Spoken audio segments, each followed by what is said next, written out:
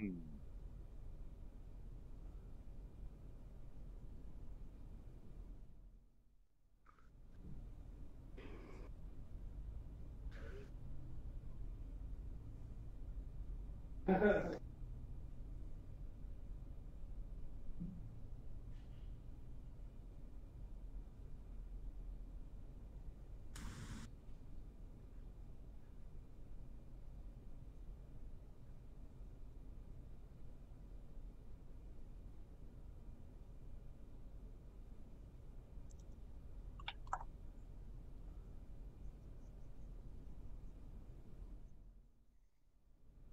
I'm ready to be played. I see. It was you, was it? Hello. What? Me what? Whilst I was setting up for the stream, you jammed your face in my view. Oh, I'm Yes. sorry. No reason to apologize. When people rewatch the VOD of this stream, they'll just see you glaring directly into my soul for a few minutes. How's it going, Max? I like a new avatar, Magnanix. It's very lewd. This is the one that I've had for a week. It or is so pretty lewd. now. It's not lewd. I haven't It's seen. perfectly wholesome and pure. Yeah, Very very nice. never be lewd. Wholesome. As wholesome as Very yours. We are all... Yes, indeed. Absolutely nothing wrong with that. I think my entire character could fit in that crevasse you've got going there. Yes. Indeed. Riding suits are so amazing. Just like plug suits. And Hi, me. pitchy. You saw me. I'm probably gonna join you guys. As a in the S. Coming to the event too. How are you in here?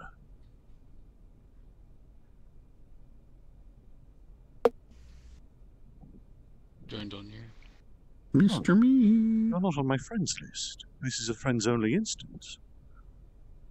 The friends Oh, list is you're on kind my of friends list? bugged. Oh. Where the friends list is kind of I bugged. Where apologize, he sir. probably is. Yeah, he probably is on your friends list. Oh, It's yes. just, It's just... sometimes friends aren't showing Yes, up. I understand that. I know there's a bug, but I see a Steam account and I don't add Mr. Me those. has videos? Oh, I see. I I mean, apologize. Oh, he added me a few weeks back. Yeah, Yes, no, you must no have been one of the ones that I caught before I watch started not almost inviting everybody. people. Or rather, adding them. Yeah, I think I was. Hi, Baka. Oh, good. Quite a cute saber mom. I need to remember Come play with those. me.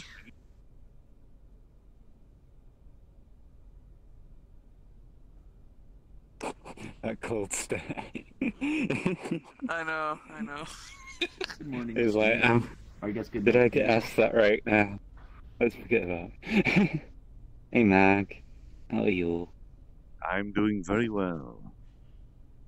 Feel equally Good. tall. I'm kinda sleepy. Let's see if I can I'm stay super awake sleepy. for the reading. I doubt it. I won't make Challenge the accepted. second one. What's up, No, Uni? no, Come play with me. Don't reset me. I said. One moment. Oh, okay. I forgot I did that. Is there a play going on, guys? It's probably the first council I've ever had was one of these. Oh, dear. Romeo, for West Romeo. Is there a play going on? There is not a play going on, dear sir. This is the beginning of an event. That is life. An event that will I'd feel sorry for cause the the audience. greatest changes in all human society. This is no mere play. Oh, apparently I have the sound bug, so I'm restarting. This is reality. Oh, you're coming, are you, Fiji? Family Contact. I joined on Baka, and then he disappeared. It was at the observatory. Thank you, Zello. And then he went to Pokemon. I was like, nope. William, you will need to join off me. If you Takes do not too have long me to as a load friend, up. you will need to add me as one. I've been to the Pokemon Stadium before. Oh, no. Thank you. Thank you. That's a weird response.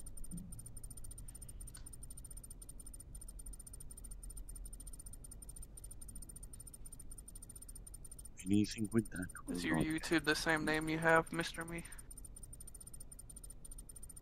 Okay, I'll look you up. Need to create a VRChat account.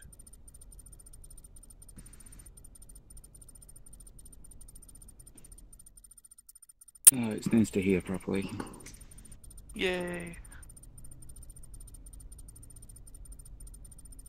By the power of auditory organs, we can all hear perfectly. Isn't that right, Audible? I look away at my PC for 1 second and there you are. Wow. Wait, you can draw in that? That's me. I've never seen anybody do this before. I did I not think know No, that you- that's me over there. lagging. There seems to be a bit of a stutter going on my I'm end, going to so- die of Moe one day. Oh, was that Yes. you?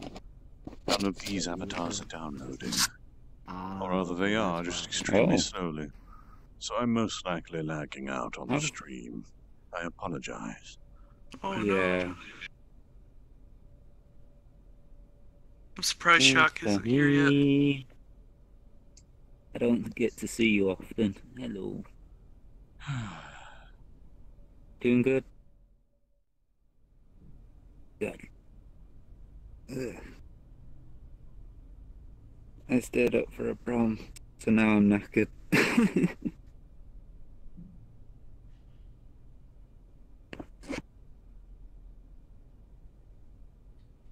I might have to borrow that bed you have in the reading hall Oh no. at some point.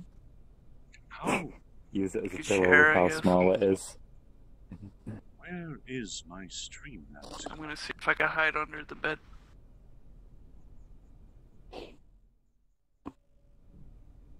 It's still lagging.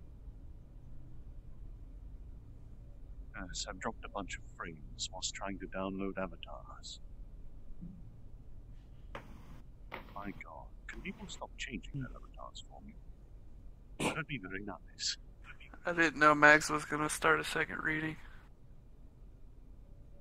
Oh yeah, there's the American one, isn't there? This double dose of awesomeness. Let's get rid of I won't be able to go to the American one this week, but next week I will. No, I'll never be able to because I work Saturday night. Or tonight. The Hooray. American one, aka the only Australian time friendly one. It's also a good one. Or so I think it is. At least it's a MMO. Scene set up now. Oh, they went with the MMO story? I saw the Yeah, vote, only since but, online. but yeah. What I was would have the, chose Index if it was on there. Wait, what's being read on the American one? Only since online. Damn it. Only I started since the manga online? A few days ago. Yeah. Only Okay, since so online. I've reminder never for heard that of that. one. Hold on, let me look it up. Trying to sort this lag out. I started reading it. Alright, you know what? I'll be right back. I need some water. Yeah, gotcha. It's fun so far. And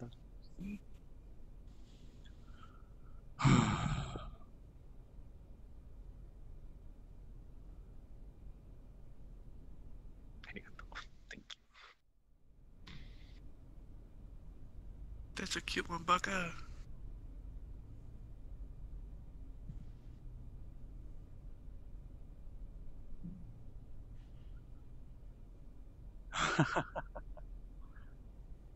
Reading chat is always fun.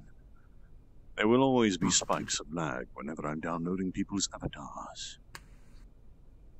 That is what the giant Oh, blue hello. electric man signifies. Yes. Let's open up Mag's screen. Oh my gosh. You got even smaller.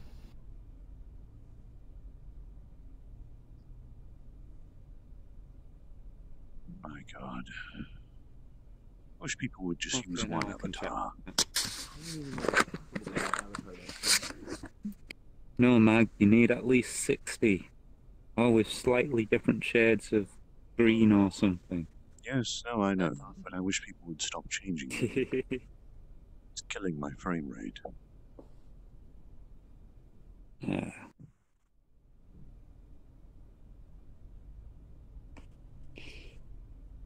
Max Code has it correct. God fucking damn it.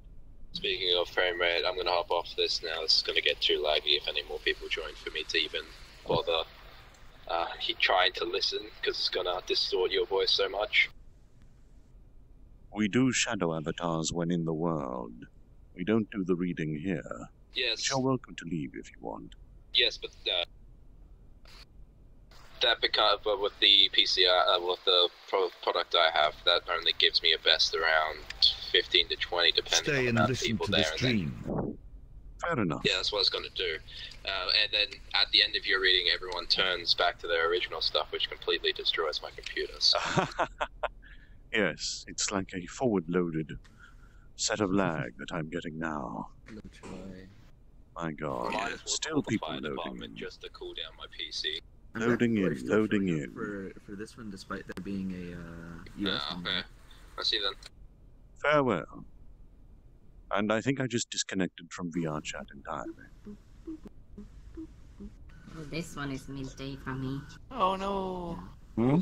Oh, looks like I'm back again. 6 a.m. for me. This is getting ridiculous. Maybe I should start I enforcing the always- rules I that they always used adjust for my the sleep prom. schedule so that way I can make it. Maybe. That shows some dedication.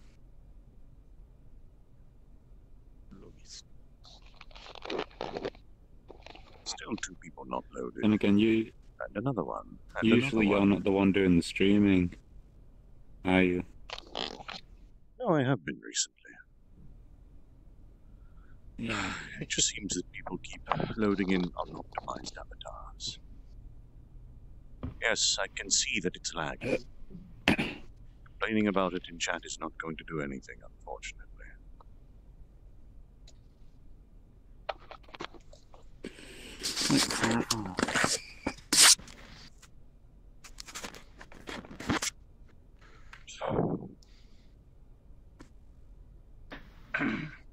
Hello, Takia.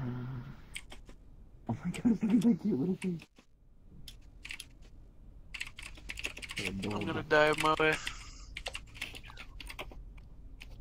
It's too late. Oh, I even got an umbrella. I'm dead. It's too late. You're already dead. Oh my wamo shinderu. I'm on my way. Yeah. Oh my gosh, look at the little blush.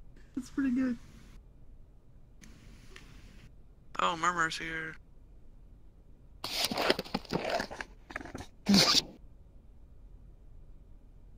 Hello, Murmur. Okay. Switching ever charge was a death trap. I got crashed. Thanks, Lunar. No switching. I'll probably reinvite you on my other one. All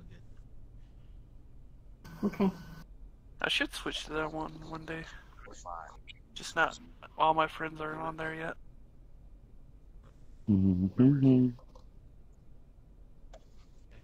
Oh. Oh. That sounds good in my ear. Still people changing avatars. You gave Mr. Me an off. Come play me. It's actually the right size for Mr. Me as well, You isn't it? want to. For nostalgia. What? Playing an NES? Yeah, man. Alright, I need to blow on it first, right? 220. Yes, blow me. Yes. I think your game will work now. And there's another large avatar loading. I still have. I remember playing the Jaws game for it. Yeah, I played a little bit of it. I played, mostly Blue. Oh, Murmur's being adorable. Not. Yeah. I played the 64 a lot more than this. I didn't have a 64. I pretty much Don't just reset played me, NES to Takayama. PlayStation. I just realized something. What? Looking at I had almost every console. You could probably. Hey Don, And do you know? Do you, Fuck's sake, really? Who was that? That is Do you ever awfully like darn Red? cute. An Atari, what's going on, Corey? What's going on? ah, I had one of those brick Game Boys. PlayStation, Game Boy. The gray ones. Yep, I still have my old Game Boy. And then I got the Game Boy Color. I went from original Game Boy to Well, if Game it's Boy doing that Advance, bad, I may as well then just not stream the SP, damn thing. and DS. Oh no. Hmm.4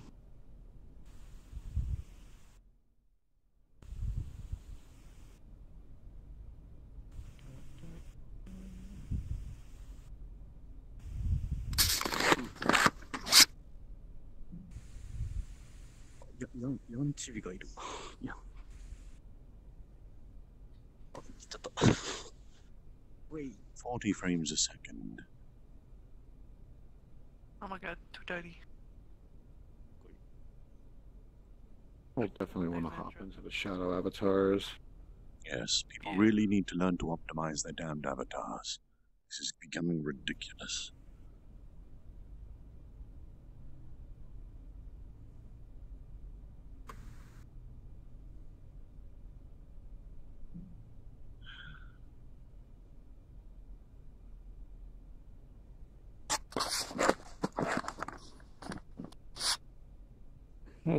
Alright, I'm going to move into the world now. So that everyone can swap into optimized avatars. Okey-dokey.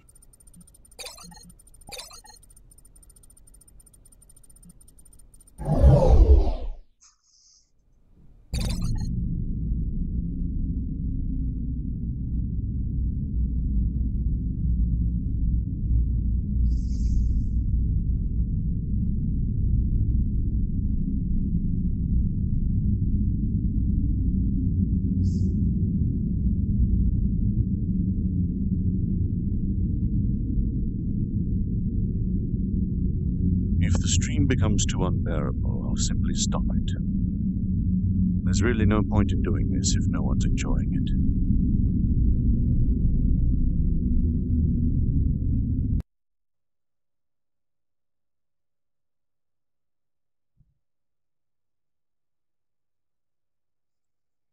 Every step forward counts toward the goal.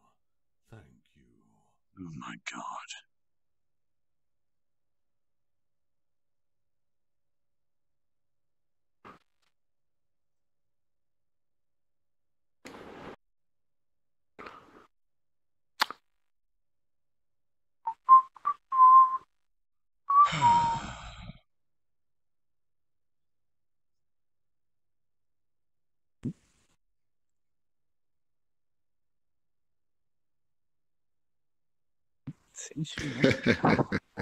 Is this to scale? No, obviously. She's been blown up heavily. This Ramirez? Yes, it is. Oh. Wait. Ramirez. Oh, she brought some news. Yes. Oh. Great. You can see her over This here. room is gonna need some Unfortunately, I expanding. couldn't find hair the same, but I only had a few hours. Ramirez. Am I still lagging? No, you're fine. Well, This for is me, anyway. fucking ridiculous. You should be okay. I'm going to restart VRChat. This is ridiculous.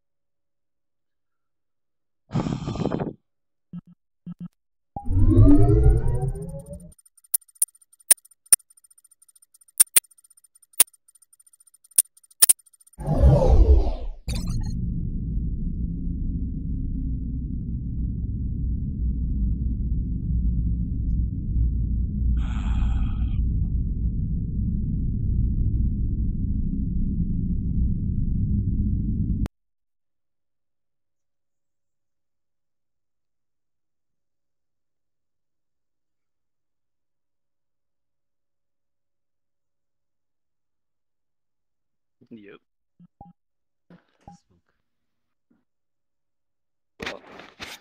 It's like the first volume of Glee where everyone has a. You're too large for that one.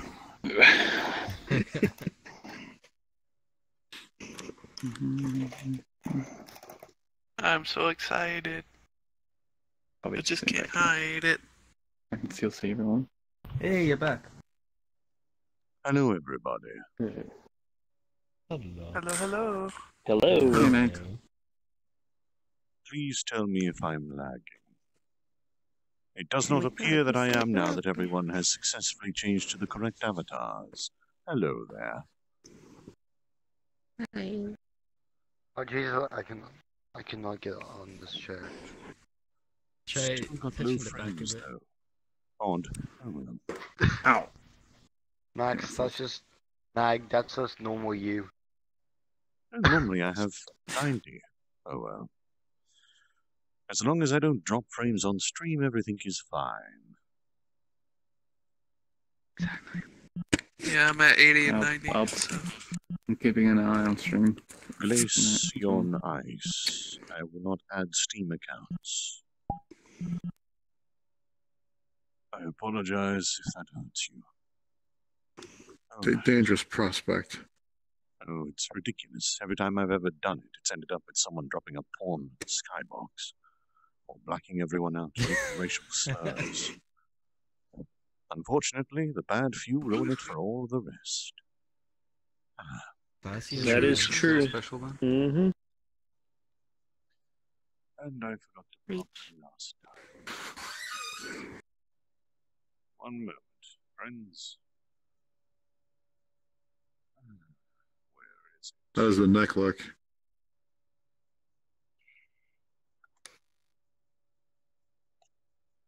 I hate not being able to see without glasses.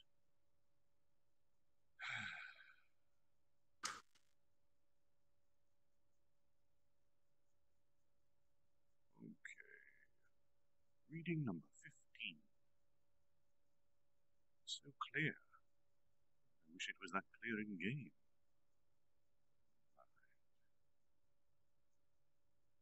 Okay.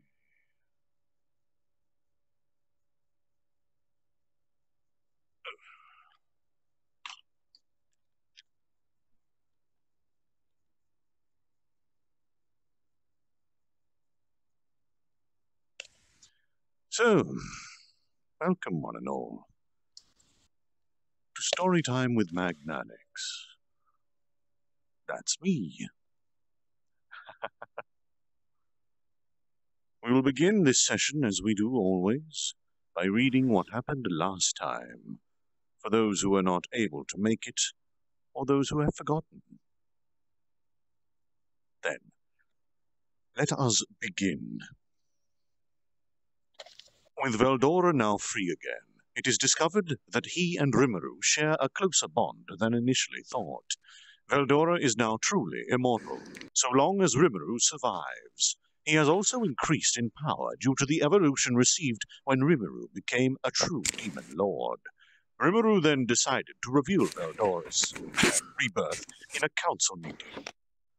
Pfizer, could you mute your microphone for me? Which expanded to include the king of the dwarves, one of the high nobles of the sorcery dynasty, and the leader of the Freedom Association in Brummond, a small country. The news caused mass panic and worry, requiring full explanation from Rimuru. They then each discussed the future diplomatic relations with Tempest, or Tempest City, soon to be Tempest Country. The dwarves revealed their treaty with Tempest, and the Sorcery Dynasty mentioned a tentative procession in that direction. During this important meeting, starting strong, Rummeries, the fairy, bursts into the meeting, screaming about something important, only to be quickly ignored and sidetracked with manga that Veldora is reading. The news she reveals after the meeting ends is the Demon Lords plan to hold a banquet to discuss the hunting and killing of Rimuru. Rimuru asks for permission to attend, and then we witnessed the various other Demon Lords in their homes and how they had reacted to receiving this banquet summons. Rimuru, Rummeries, and two other Demon Lords they meet on the road enter a portal heading to the banquet, along with their trusted allies and aides. And there is where we will begin tonight's reading, starting from chapter 80, if I remember what window it is. Aha, curious. One moment. I'm now seeing the stream within the stream within the stream. Okay. I apologize to chat. I will not be able to see anything. So, let's stretch this out and get it nice and readable for me. Chapter 80, The Incident Before the Banquet. The Demon Lord's Banquet, Warplegris. The people who participated in the banquet were the current 9 Demon Lords, and the most prominent figure at the banquet was the one who had just transcended into the realm of Demon Lords. The participants were listed below: Demon Race, Dark Emperor, or Lord of Darkness, Guy Crimson; Fairy Race, Pixie, Labyrinth Fairy, Rammeries; Dragonoid Race, Tyrant of Destruction, the Destroyer, Milim Nava; Giant Race, Wrath of the Earth, Earthquake, Dagrul; Vampire, Queen of Evil Night, the Queen of Nightmares, Ruminas; Valentine; Fallen Angel Race, Sleeping Ruler, Dino; Winged Race, Harpy, Sky Queen Frey; Undead Race, Marionette Master Clayman; Former Human, Blonde Demon, Leon Cromwell. The seating order around the round table was decided based on the order in which they became Demon Lords. There was one vacant seat, and a temporary seat was prepared at the lowest position. Guided by the maids, each Demon Lord would take their respective seats.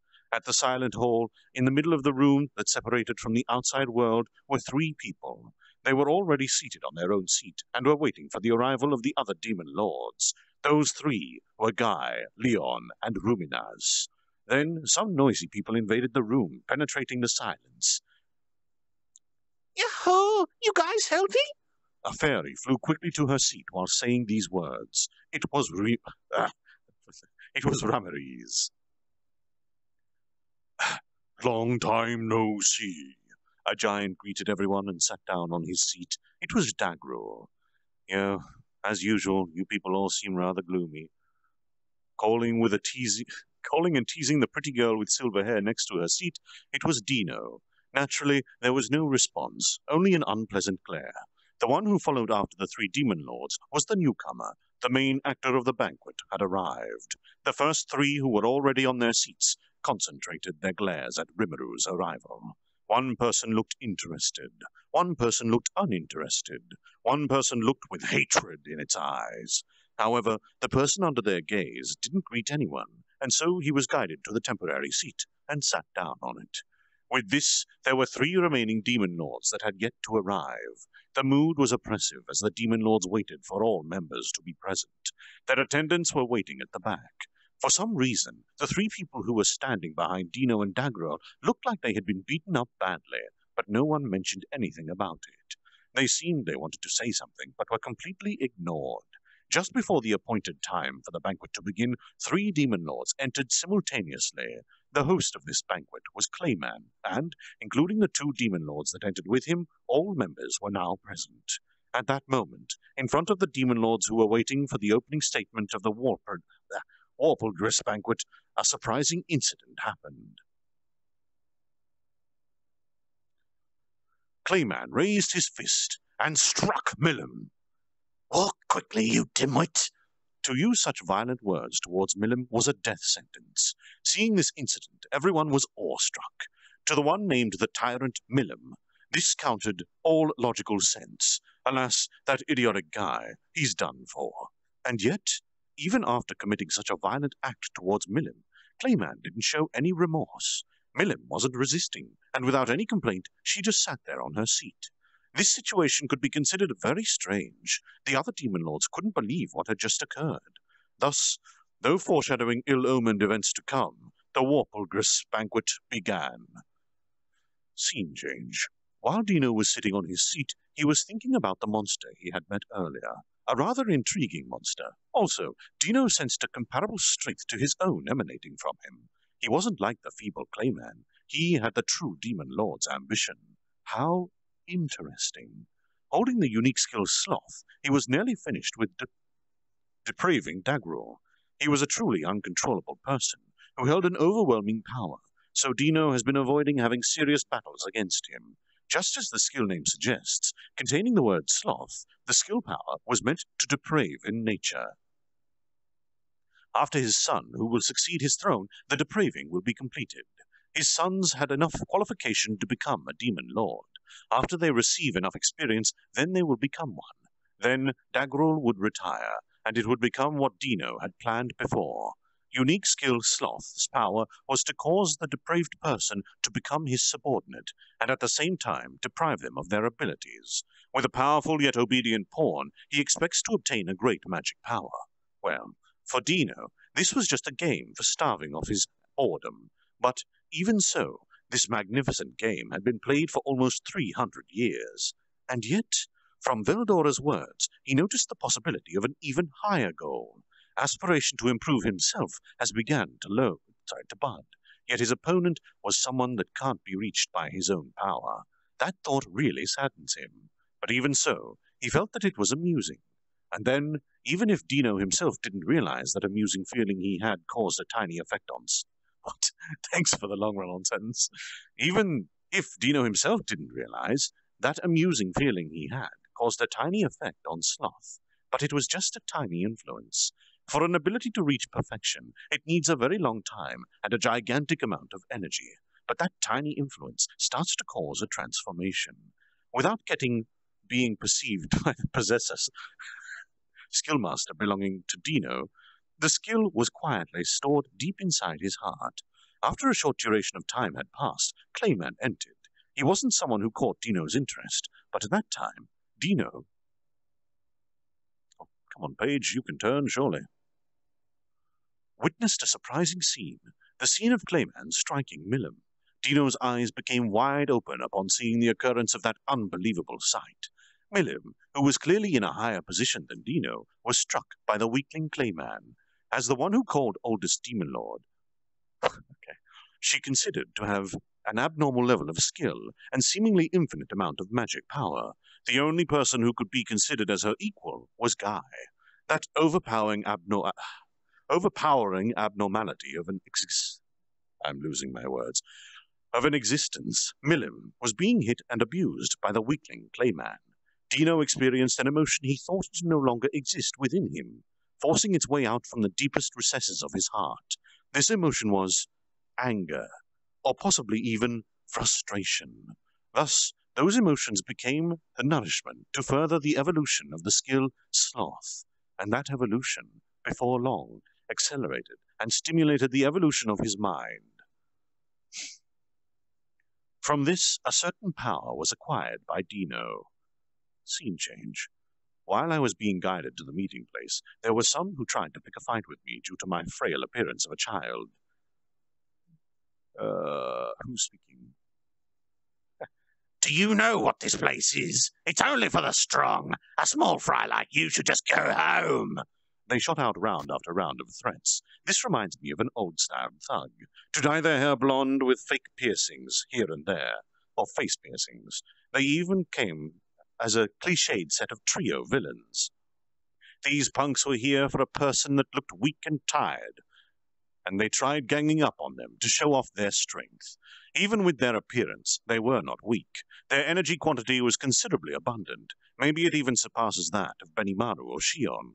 But Shion asks me with her eyes, and I simply answered with a light nod. The next moment, the three people had become laughably pitiful. They were beaten up badly. Their bodies were completely black and blue. Without even taking out their cherished Odachi, named Hercules, her cherished Odachi, named Hercules' Edge, Shion, with her ridiculous strength, struck the trio. Even if the opponent has the same amount of energy, it had ended in a one-sided beatdown. "I'm sorry, was that enough?" Although she apologized to me, this was far beyond enough. But it's good that they allowed us to vent our stress. Maybe these punks were Dagro's sons. They came and approached us when they saw us. Maybe it was to warn us. I don't know reasonings behind it.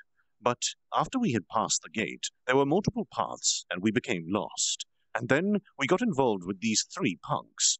Because we passed through a transfer gate to the underworld, this unpleasant incident occurred. Learn from this experience. Don't ever judge a book by its cover. After teaching them some lessons, we left them behind. About that trio, although I got caught up in the moment to lecture them about various things, but I am glad that it was us. If it was some other demon lords, a very sad thing may have happened to them. Even if they could handle an opponent with similar level of magic power, they weren't able to judge and verify the enemies that they... weren't able to judge and verify an enemy that had overwhelming power and act preemptively. Shion also had Herculean strength that went easily unnoticed, even though that trio was defeated like some small fry, but they could actually all be considered to have a power around that of a pseudo-demon lord class. So does that make Shion a pseudo-demon lord class? That's... calm down. But really, that Shion? That moron? There was no way that she could ever be a pseudo-demon lord. I convinced myself with that, and continued forward. In the back, I thought I heard something like, "Sensei, no, please let me call you Shisho." I'll pretend I never heard that. I see they were groveling to Shion. A colossal door appeared before us. Beyond it was the meeting place. When I entered, I was guided to my seat. I sat down and began to survey the surroundings. Dino and Dagrol already sat on their respective seats. I caught the sight of the now beaten-up trio standing behind them. As I expected, they were Dagrol's sons. Everyone just ignored them. As expected, this can't be a common thing. After all, this was the place where 100 high-ranked devils could easily be killed. There doesn't seem to be anyone who had a problem with this turn of events. In this situation, I can only observe the other demon lords. The farthest was a man with bewitching red hair. If he was a woman, he'd undoubtedly be a beauty. I understood from a glance this person was dangerous. When I tried to analyze him, I only obtained trivial information.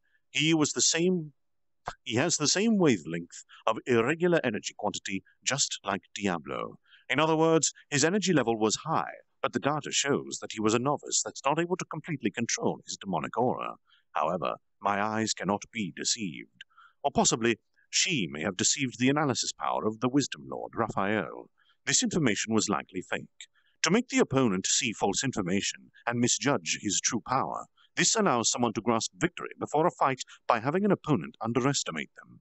In my terms, it was to conceal power. In other words, it was for making it hard for an opponent to gauge your true power through suppressing your demonic aura. But this person's idea was to exploit the opponent's information analysis ability. Someone who's made afraid by this kind of information was not worthy to be considered an opponent. Of course, someone who can't perceive this as false information was out of the question. But the problem is, even disregarding what was seen, and just by deducing his level, it was at Diablo's level of power. His true level of power can't be estimated. This person was obviously someone extraordinary. No doubt about it, I instinctively felt that this fellow was a demon lord named Guy. And on his left was Ramariz. She sat on the seat of honor. Was it because she's a senior? She seems happy as she was swinging her feet back and forth, just like a child. It might be better to leave her alone. Turn the page, please. Apologize. Next to her was a vacant seat. Next to it was Dagrul. This large man, or son, has an unbelievably high energy quantity. It seems to be 3 times that of Diablo. However, what was important was quality, not quantity. It's about how we can use energy in the most efficient manner possible. Even if we had the same class, the expertise we show in using each of our respective abilities can become a deciding factor. A little while ago, if I wasn't told to control my anger, I might be unable to differentiate between an ally and an enemy. No, even if I can be controlled easily. Come on, I'm still worried. There were still a lot of mysterious monsters. Even if the road was smooth, it doesn't mean I shouldn't be afraid of rocks. Oh my god. So, I mustn't relax my guard. At my opposite, besides Remery's neighbor, a beautiful girl with silver hair took her seat. Her skin gave off transparent feel, while her heterochromatic eyes glistened with a deep crimson and light sky blue. In every aspect, she was a perfect beauty. Behind her was a man who looked like a butler. He doesn't make any movement, just like a statue. He certainly was an expert butler, with great etiquette. He might have the same idea as me, as he suppresses his demonic aura. His ability level can't be read. Like this, I was surprised that he was a subordinate. As for the beautiful girl, she leaked out enormous amounts of demonic aura. But the girl's demonic aura had random changes in quality and quantity, so it makes any reading pointless. So, this was a Demon Lord class. The glares that she sends in my direction were scary. Perhaps her glare passed by me and sticks towards Veldora. This girl was unmistakably a vampire, a demon lord whose kingdom turned into ashes. She was an opponent you most definitely don't want to anger. The talk about my head hurts situation was about this girl. Some say that it was a blessing to die because of a pretty girl, or because of a pretty girl's wrath. But, just as expected, I cannot see any blessings in that. I only pray that such conditions will not happen to me because someone else's mistakes. I apologize for this poor grammar. And the one who tried to had a friendly talk with the girl was Dino. As expected, a completely KY person, Kukiyomu, or not able to read the mood. This man was fearless, but he had enough power to back his attitude. He emitted a large amount of energy, but most likely he suppressed most of it. This one, too, by using jamming, he concealed his true abilities. If I tried to analyze him seriously, he would surely notice. What a shrewd guy. And the one I'm most bothered by, the person who sat next to me at the lowest seat, Leon. At a glance, he was a beauty, with features that could have been granted by the gods. If I was my old self, I would say, "Explode!" Or so I thought. Though he was formerly a human, his aura was impressive. He was fully clad with Demon Lord's dignity. In fact, his true power cannot be analyzed. That's interesting. Lord of Wisdom Raphael's analysis can be said to have a weak point. That is, if it also is about an ability with equal power. This guy, there was no mistake, he also has an ultimate skill. And then, at that moment, I noticed. Guys deliberately giving off false information. Was that a countermeasure against ultimate skills? In that case, it's very likely that Guy was also a possessor of an ultimate skill. Even for a demon lord, they wouldn't necessarily have ultimate skills. To come to possess one was a mixture of that person's nature, luck, and coincidence. But the ultimate skill's power level vary from skill to skill. For that reason, from now on, I should tread carefully. Then, about me, who was a possessor of ultimate skills, it was already exposed to Guy. Although I don't have any concise information on my opponent, the opponent already has information about me. What a blunder. It already happens, so there's nothing that can be done. There was no use in worrying about what ability had leaked out. In the future, it was essential to imitate a counterplan like this, so I should be grateful for this experience, if I'm still alive after this. Now, I had understood about ultimate skill usage. Leon seems to be uninterested in me. However, I have something to say to you. Leon, Shizu-san has passed away. She entrusted me to deliver a punch, free of charge, just for you. So let me hit you. I called out to Leon and give him a straight ball. A Japanese idiom, straight to the point. In response to my words, Leon opened his eyes, and I refuse. But if it is an invitation to a fight, it's okay for you to come and punch me. However, I will specify the time. If you think this is a trap, it's okay if you don't come. While saying those words coldly, he closed his eyes once again, and with that, he doesn't seem to have any more interest directed towards me. His skill at evading the point was rather superb. I see. I will accept it. Please send an invitation. So I replied, and stopped my voice. Although he looked annoyed, I saw a small nod from Leon. I think it's okay. With this, I was able to convey what Shizu-san wanted, although I may have to postpone this issue for later. The most important problem was Clayman currently. While waiting for a while, Clayman and the final two Demon Lords came at last. Then I witnessed an unfathomable sight. Clayman hit Milim. That Milim. Inside me, my anger almost exploded. You don't ever think you can die in ease. I proclaimed the death of Clayman. No matter the reason, I will not forgive him. However, I must not rush, because the banquet has yet to begin. That's the end of that chapter. As we're already on a roll, let's continue on. Oh, let me quickly check something first. One moment.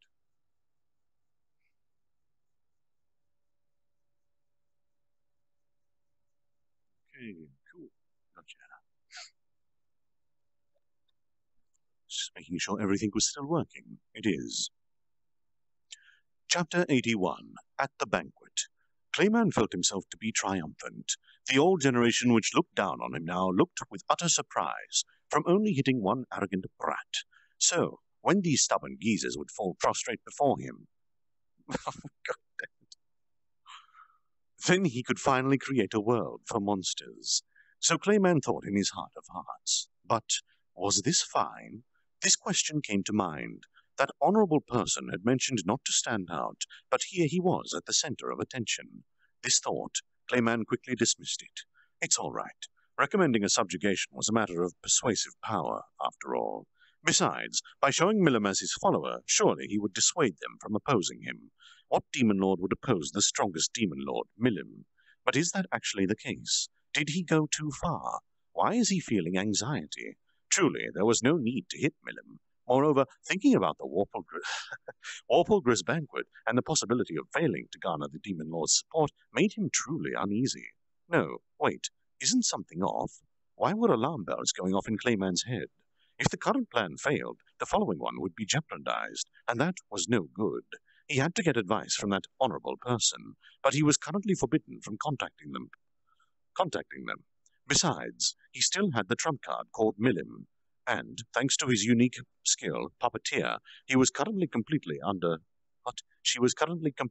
his control.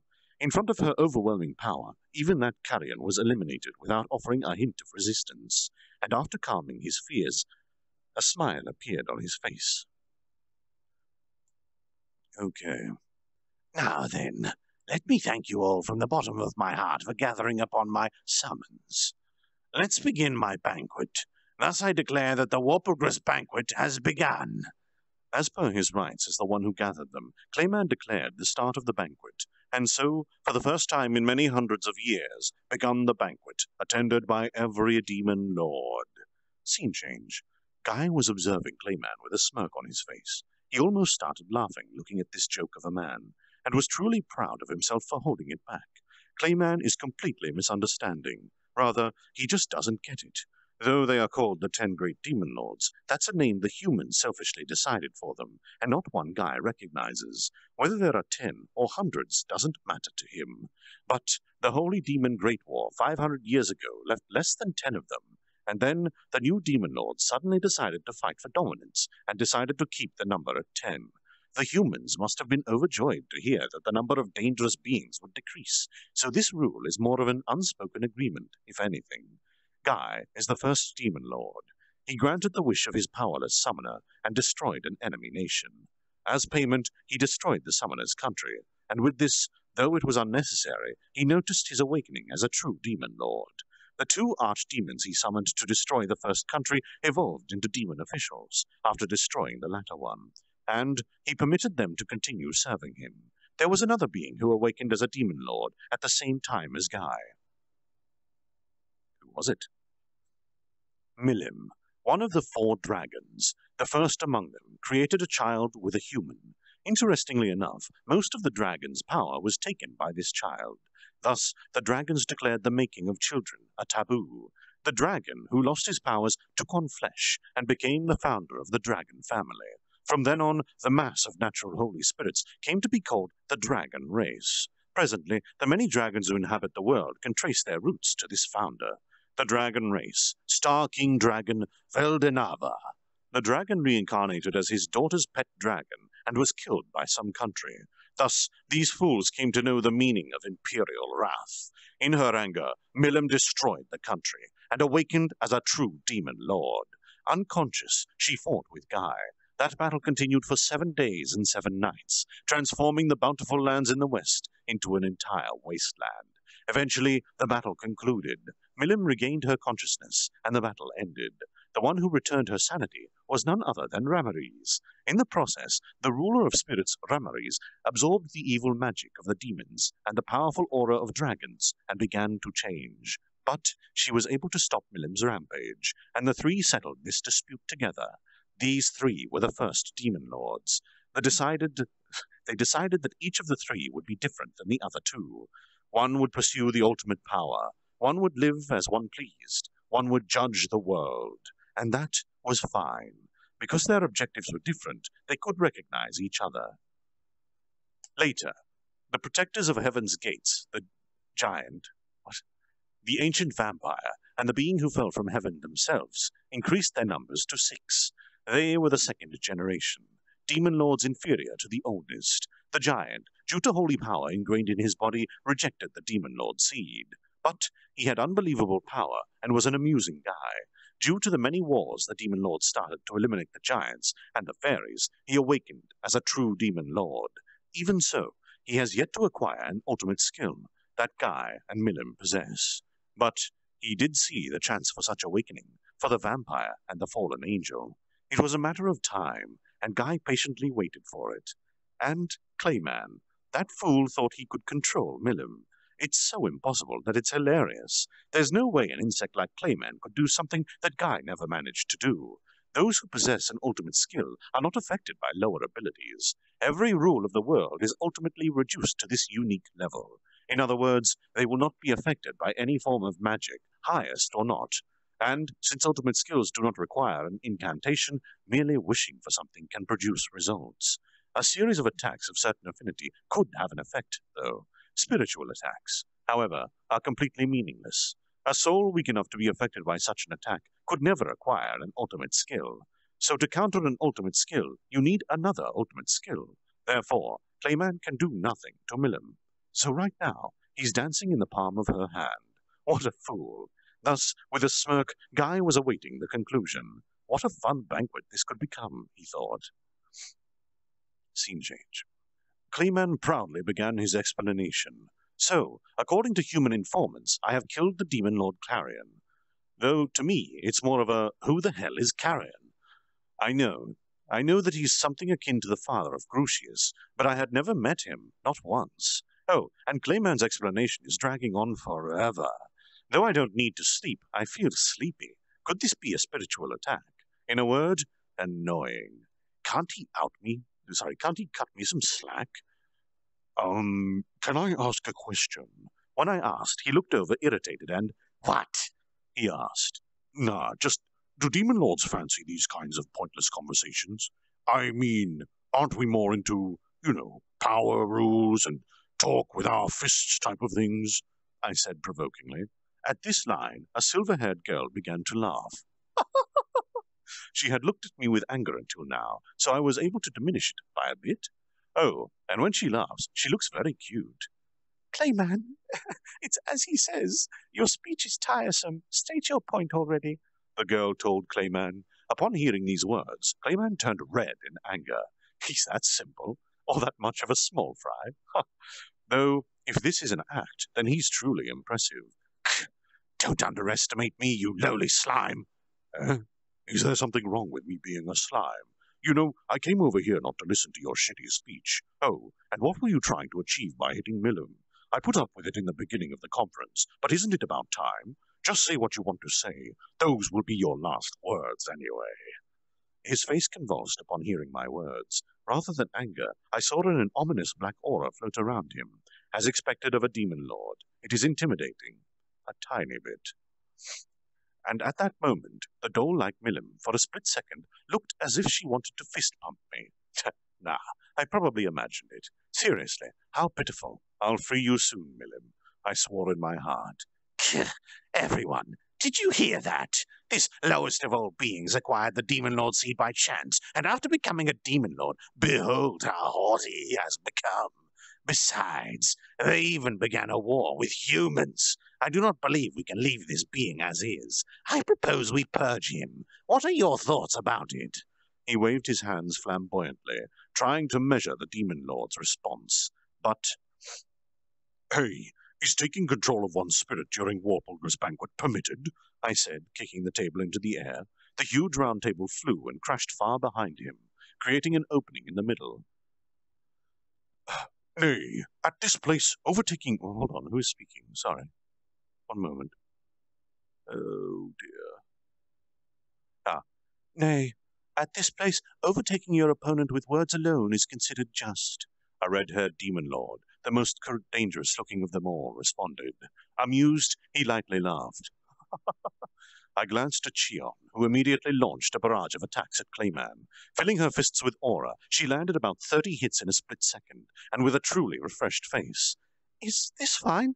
She asked. Seriously, girl, shouldn't you ask that before you hit someone? Besides, I only glanced at you for a second. True, I did want you to shut Clayman up, but I didn't think you'd beat him up in the very next moment. Well, what's done is done. Besides, Wisdom King Raphael picked up the effect of some activity in play during his speech. I bet he was trying to set things up on his own convenience. But that plan, well, I foiled it. So when we shut Clayman up for a second ago, that was a legitimate case of self-defense. So if there's a demon lord who gets mad at me and decides to fight me, then nothing can be done about it. You bastard! An ominous black aura released by Clayman quickly regenerated his wounds. This ability far surpassed the one displayed by the Orc Lord.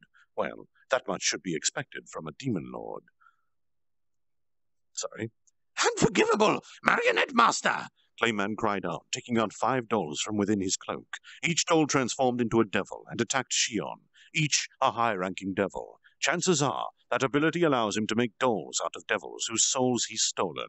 Wisdom King Raphael was able to analyze that skill with just a glance, and so explained. But, frankly, what of it? That's what I want to say to him. As expected, with her Herculean strength and her beloved sword, she cut the devils down simply. Oh, hold on.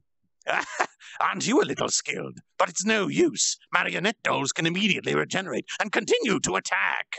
Clayman called out while beginning his incantation. Shion just shrugged in response, and the dolls did not move at all. No way! Why aren't they being reborn? Clayman cut the incantation short in a panic. I really want to tell him that instead of saying such pointless things, he should have continued his chant. Yeah, it's a pain, so I'll tell you. Shion Zadachi is a soul eater. Those dolls, of course, aren't protected against attacks to their soul. So, since they were so poorly made, they fell from a single hit. I explained as if it was the most natural thing in the world. I mean, since he's become my grub in the end, I'll teach him whatever he wants to know. There's no reason to hide this much either. A sword that hits the soul as well? It's not rare, right? The humans have these too. Ridiculous! That's a treasure sword, isn't it? I wouldn't know, 'cause we made it. Shion Zadachi, I improved using Hinata's sword as a reference. Though I did remove that foolish 7-hit feature, it eats the soul from a single strike.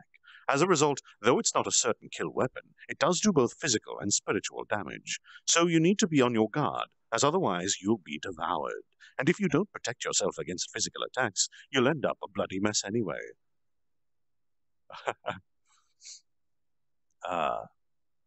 Hold on.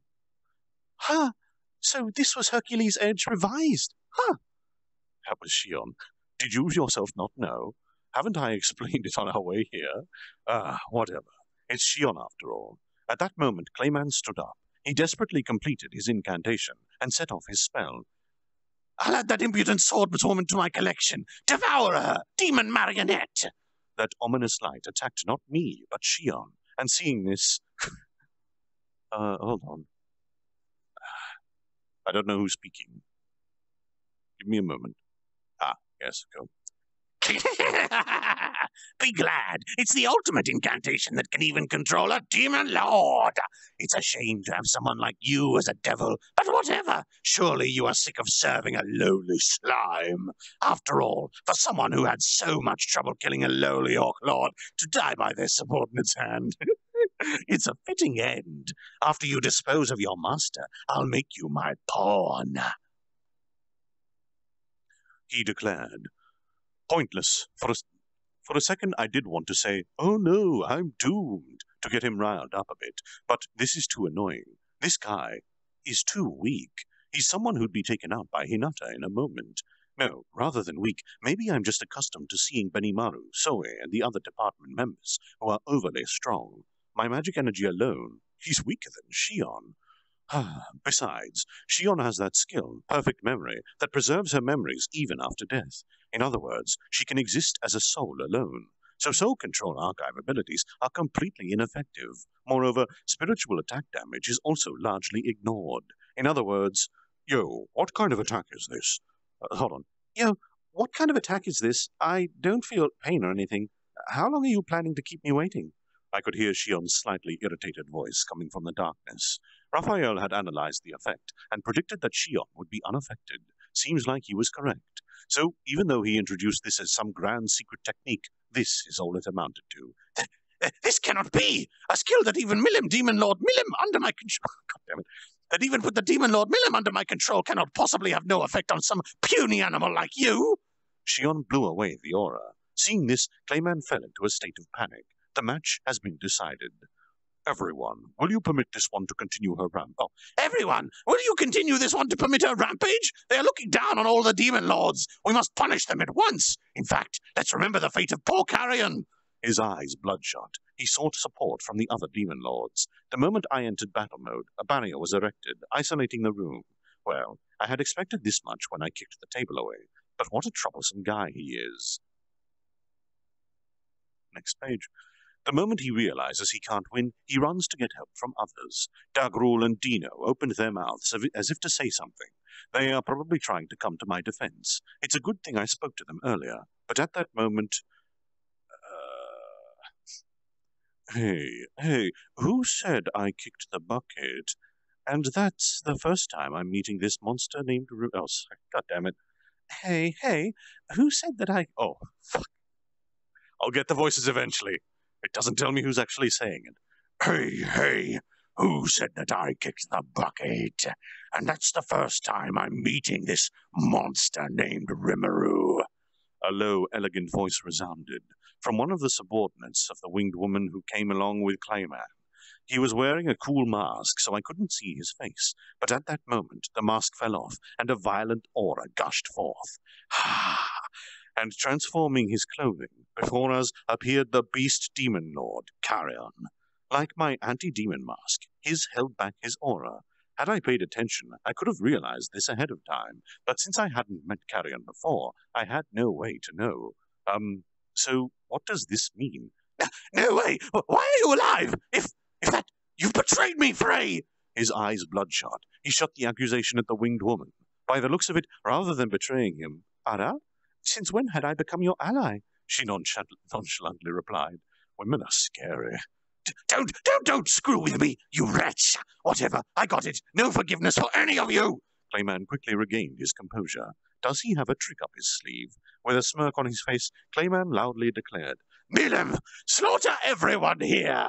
The air tensed in the room, and everyone's expressions froze. Most, like I, were in the middle of calmly preparing ourselves, and we all looked at Milim, his trump card. I was sure Milim was being controlled, and I guess she was. Well, this is certainly bad. Clayman is an insect at most, but Milim is dangerous. Even now, my chances are not so good. Even so, I want to save her. No, I will save her. I will release... The moment I thought so, why should I do such a thing? Rimuru is a friend, you know. Milim replied without a care. What? I wasn't the only one confused. The demon lords as well had faces that said, "Eh? But she just took a hit from him a second ago. What does this mean?" Without any care for our confusion. "Hey, Frey, did you take care of that thing for me?" Yes, this, right? But seriously, trying to fist bump people, grinning like an idiot. You can't act at all. Well, I guess I should praise you for allowing those attacks. That is natural. Rimuru getting angry for my sake made me really happy, and if we weaken Clayman's resolve a bit more, the truth would come out by itself. While thus talking, Frey took something out from her bag and handed it to Milim, the dragon knuckles that I gifted her. Happily taking the knuckles, she immediately put them on, and a wide smile appeared on her face. I had wanted to get a bit angrier, but this is fine. I hope you've said your prayers, Clayman, she said, shooting a glance at him. Come on, Paige. You can do it. So, in other words, they performed this script. The other demon lords have by now started to catch up to the event, as I thought. I thought, that's just how it is. I thought I heard a voice say within me, but... Wait a second, Milim. You weren't being controlled by him? So you tortured me on a... Oh, hold on. Wait a minute, Milim. You weren't being controlled by him? So you tortured me on a whim? And you blew away that holy mountain on your own free will? Demon Lord Carrion asked, with a vein popping on his head. Oh, don't sweat the small details. Come on, Clayman. Come on, Clayman has been cornered. Let's have him spill the beans. What small details? If you handled that poorly, we'd all be dead. But whatever, not like you're listening anyways. For some reason, I felt some pity. Seeing a crying Carrion made me want to pat him. Everyone is quiet, probably deep in thought. Well, Crucius is happy, so I'm glad he's alive. By the way, Milim played the part of a marionette to foil Clayman's plans. Why did she do that? I thought for a second, but decided that Clayman comes first. We can solve that problem after we deal with him. The event is spiraling towards a conclusion. Only finishing touches left now. And that is the end of chapter 81. I do require sustenance in the form of Fiji water.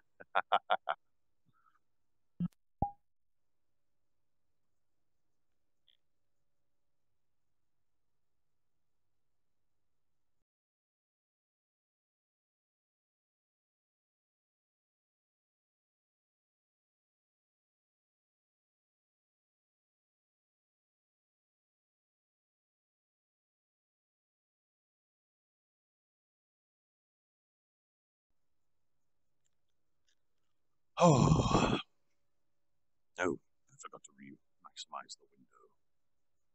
There we go. Oh.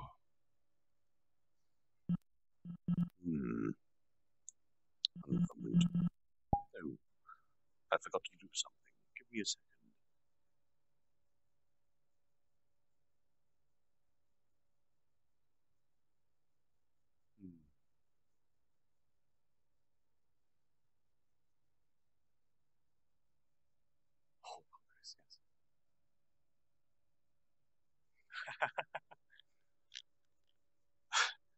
I must apologize and also thank the user called Jinrai. In my previous stream you donated and I did not see it until I left. I apologize. Also, thank you very much, Angel. And I hope I didn't forget that it was Warpulgris. I think I got it right. I think I mispronounced it once, though, so I apologize. Thank you for the donation and support. And with that, we can now return. I apologize, friends. Did the alert pop up on the stream, Ace? It did. Excellent. Thank you. I was unsure if it would. I added a bunch of variations. Some that appear rarely, some that appear frequently. I was having a bit of fun. All right. Chapter 82, Equality in Death. Clayman found the situation unfathomable. His eyes became bloodshot. His gaze swiftly alternated between Milim and us, and when he turned his gaze onto the other demon lords, he became petrified. It seems he had realized that he had confessed about controlling Milim. Confessed. Though it's just an act for Milim. The tables had turned. It was Clayman who was actually being manipulated. Clayman became flustered and began to slowly back away. Preposterous! Demon Lord Marionette should have been succeeded completely. Why are you not under the control of the incantation? This can't be happening. He blurted out, bewildered, muttering. The situation was untenable. The cat has already out of the bag. Sorry. He could no longer make any excuses. There is only one way left for him. The Demon Lords already knew Clayman had tried to manipulate Milim. How each Demon Lord would interpret this varied. However, the verdict for the perpetrator of such heinous actions had already been decided. Although there was a non-aggression pact between the Demon Lords, it didn't encompass instigating a fight. In the end, Clayman had lost his trustworthiness. His demise was imminent. How pitiful. But the other Demon Lords did not get a chance to give Clayman a complimentary one-way ticket to the deepest recesses of oblivion. Yeah, it was quite hard acting. You know, the magic you used was completely ineffective. For the magic to even begin to take effect, I had to lower the multiple barriers that perpetually surround my body. Then I needed to forcibly lower my resistances to your magic. Then I needed to act perfectly to make you believe I was under your incantation. You are cautious, so I had to make you feel like you had absolute control over me. Just like that. I tried my best to fool you, you know? What the? It was an act. It was a deliberate act. The demon marionette should have dominated everyone, even a demon lord. This is an ultimate incantation. Is that so? But it was impossible to dominate me, you know? You see, my specialty is to dispel things like this. Milim proudly proclaimed, while puffing out her chest. The other females in the room could only glare at her and sigh. However, I began to worry when Clayman hit... Oh, hold on. Who is speaking? However, I began to worry when Clayman hit Milim before.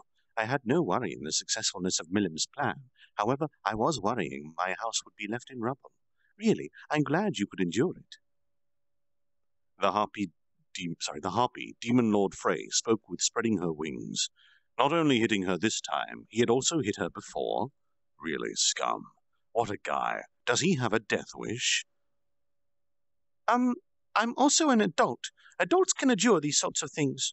Although there was an emphasis on her being an adult, she still held the aura of being a child.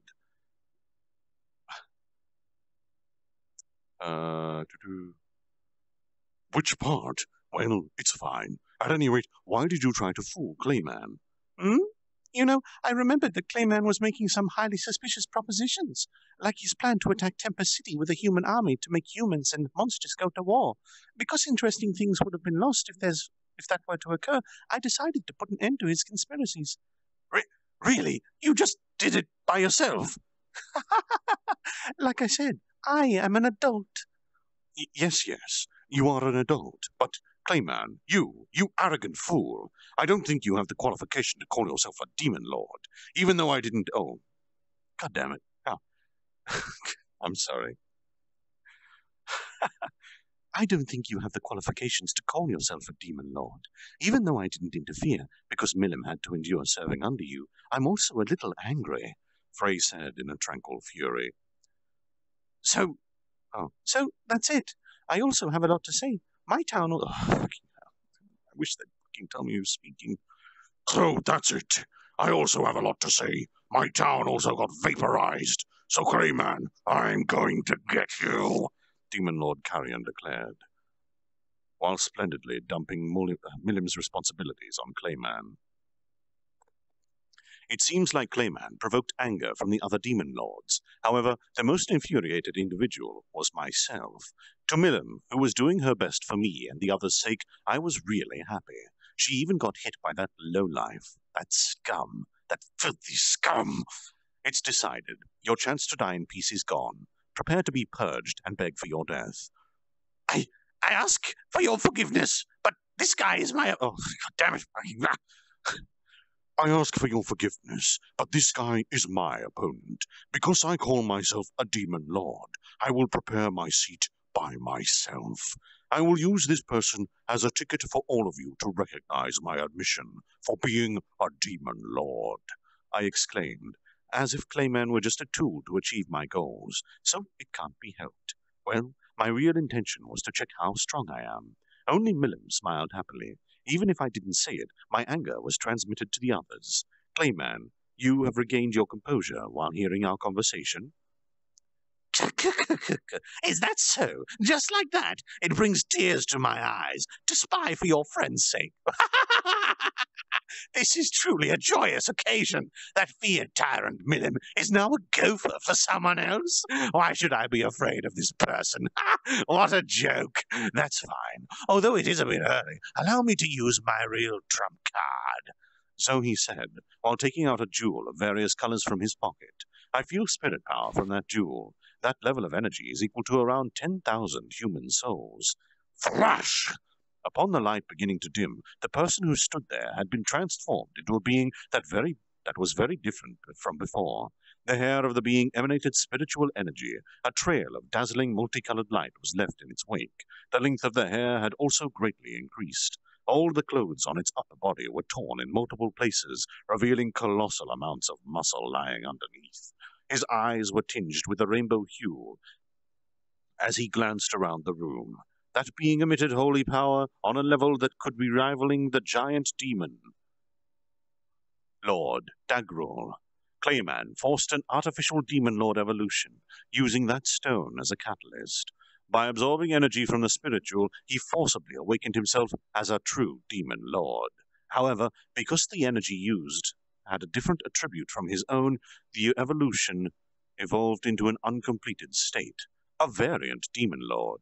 But because he didn't need to wait the blessings of the Harvest Festival to occur, he would be able to utilize his full power immediately.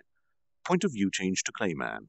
The body that was just undergone evolution was still weak, but my unique skill Puppeteer shows signs of evolving after receiving the energy, a truly devastating power. Indeed, by gaining this power, I no longer feel inferior to that being over there. No, I understand. I am not a true demon lord, after all. This is only an imitation of it.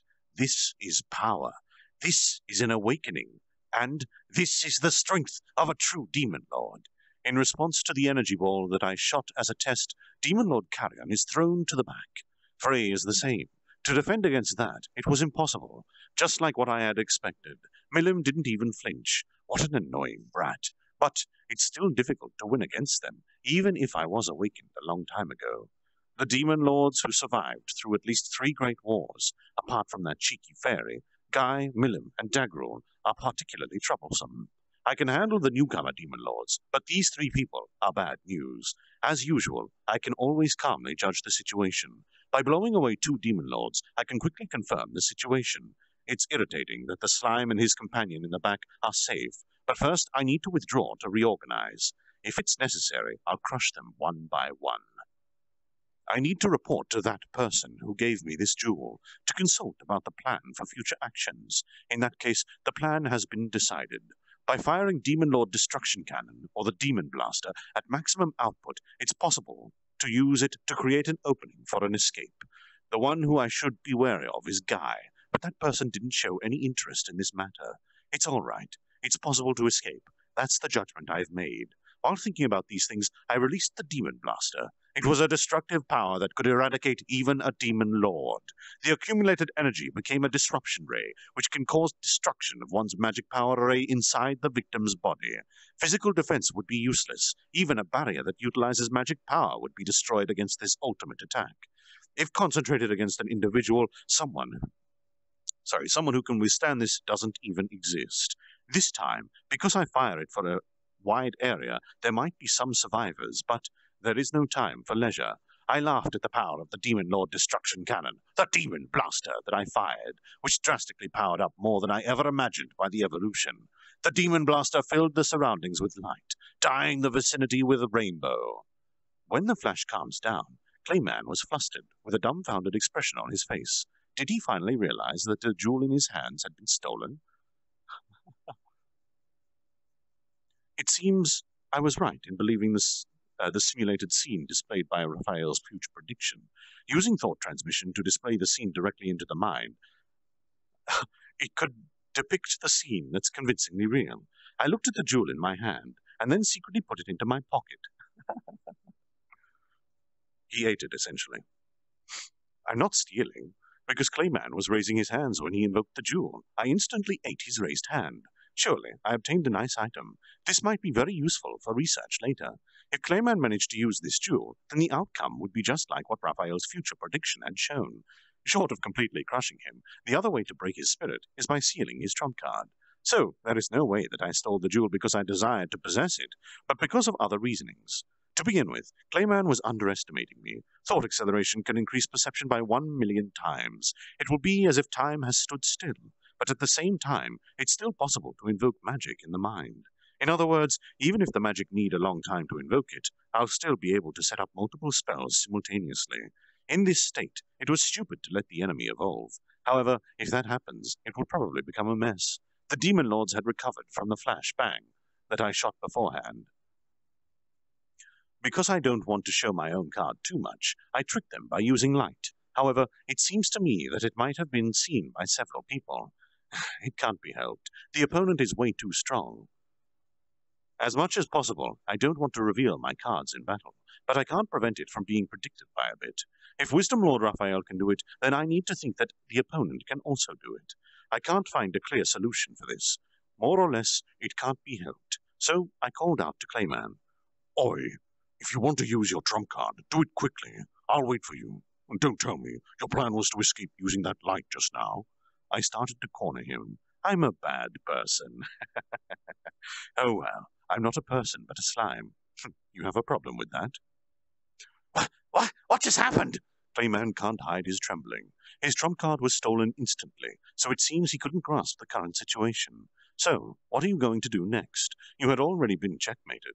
The future of the person with your level of ability The future of a person with your level of ability that is hostile towards me has already been decided. It's really important to ascertain my ability with the opponent's abilities. For me now, I need to thrash this scum while deceiving the eyes of the other demon lords. Time is limited, so let's quickly finish this. Say, Clayman, do you know the fate that befell the king of the Farmer's Kingdom that you incited before? Your specialty was collecting information, right? Have you received the report from your subordinate? Breaking his spirit. Only by that my victory conditions would be achieved. In order to break his spirit, the best way was fear. Or rather, my mindset gradually turned into the likes of a villain. Was it because I'm a monster? Was it because I turned to a demon lord? Well, whichever is fine. Clayman turned his eyes to me after hearing my words. Apparently, he had not received any report yet. King Adomalus of the Farmer's Kingdom. That guy was still alive. Before I came here, I had put him back on the throne of the Farmer's Kingdom. His mind was supported with my skill, so he won't go mad. I had prepared a large amount of trial restorative medicine, so that he won't die when he was tortured.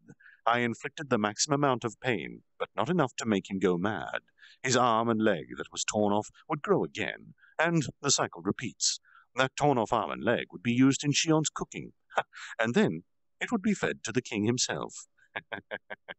He was then released from being a prisoner after 7 days. This was performed after Shion's revival. He was only released after the resentment of being killed had sufficiently calmed down. Now, about the king's situation. His spirit had been broken, so if he opposed me, I can kill him at any time. But if after all of that he still dares to oppose me, I'll take my hat off to him. In any case, until Yomu's rule was established, I don't have any other options, except for him to be nothing more than an obedient puppet king. Then, if the manipulated king himself tasted hell, doesn't that mean that the one who manipulated him should receive an even more gruesome suffering? Shion, I will stop this guy, so I'll lend him to you for a moment after that. From a while ago, what are you... Oh, sorry. I don't know who's speaking. From a while ago, what are you saying? What about a human king? Furthermore, to send your subordinate as my opponent? You coward! My opponent is... Annoying. Shut up, worm! By my order, Clayman's blabbering stopped. Although he tried to articulate, the words didn't come out contrary to Clayman's intention. That was only natural. That was because my new ability, the unique skill Puppeteer, it was impossible for Clayman to utter any words. Well, even if I don't know whether or not I can use it, I still stole the ability. As expected, Clayman noticed that his ability had been stolen and became frantic. However, he can't produce any voice. This is to make him speak, the mastermind behind this whole incident. But before that, Shion, I will let you hit him, but only for 3 seconds. she's just like a starving dog that had been told, Wait, and then she beat What? Sorry. That had just been told to wait, and then she beat Clayman with all of her strength for 3 seconds. Probably a rain of more than 100 fists poured down in storms on top of Clayman. The 3-second beating had finished, and Clayman's super recovery was started to kick in to heal his condition. However, was there anyone who was capable to imagine the horrors that Clayman subjected to? I can't even understand this anymore. What I gave to Clayman was not something that can be talked over. I prevent him from going mad by strengthening his spirit, while at the same time I accelerate his perception and sensory input by 1,000,000 times, using thought acceleration. Oh God. My ability is not only limited to me, after all. By bestowing it to another person, it was possible for them to be influenced by it. Under the influence of Wisdom Lord Raphael, Clayman's perception of time has been stretched, so he will be assailed by fear and agony of being pummeled for several tens of days. Oh. Knowing Shion and this scum, my intention was to instantly put terror by cladding him with punches.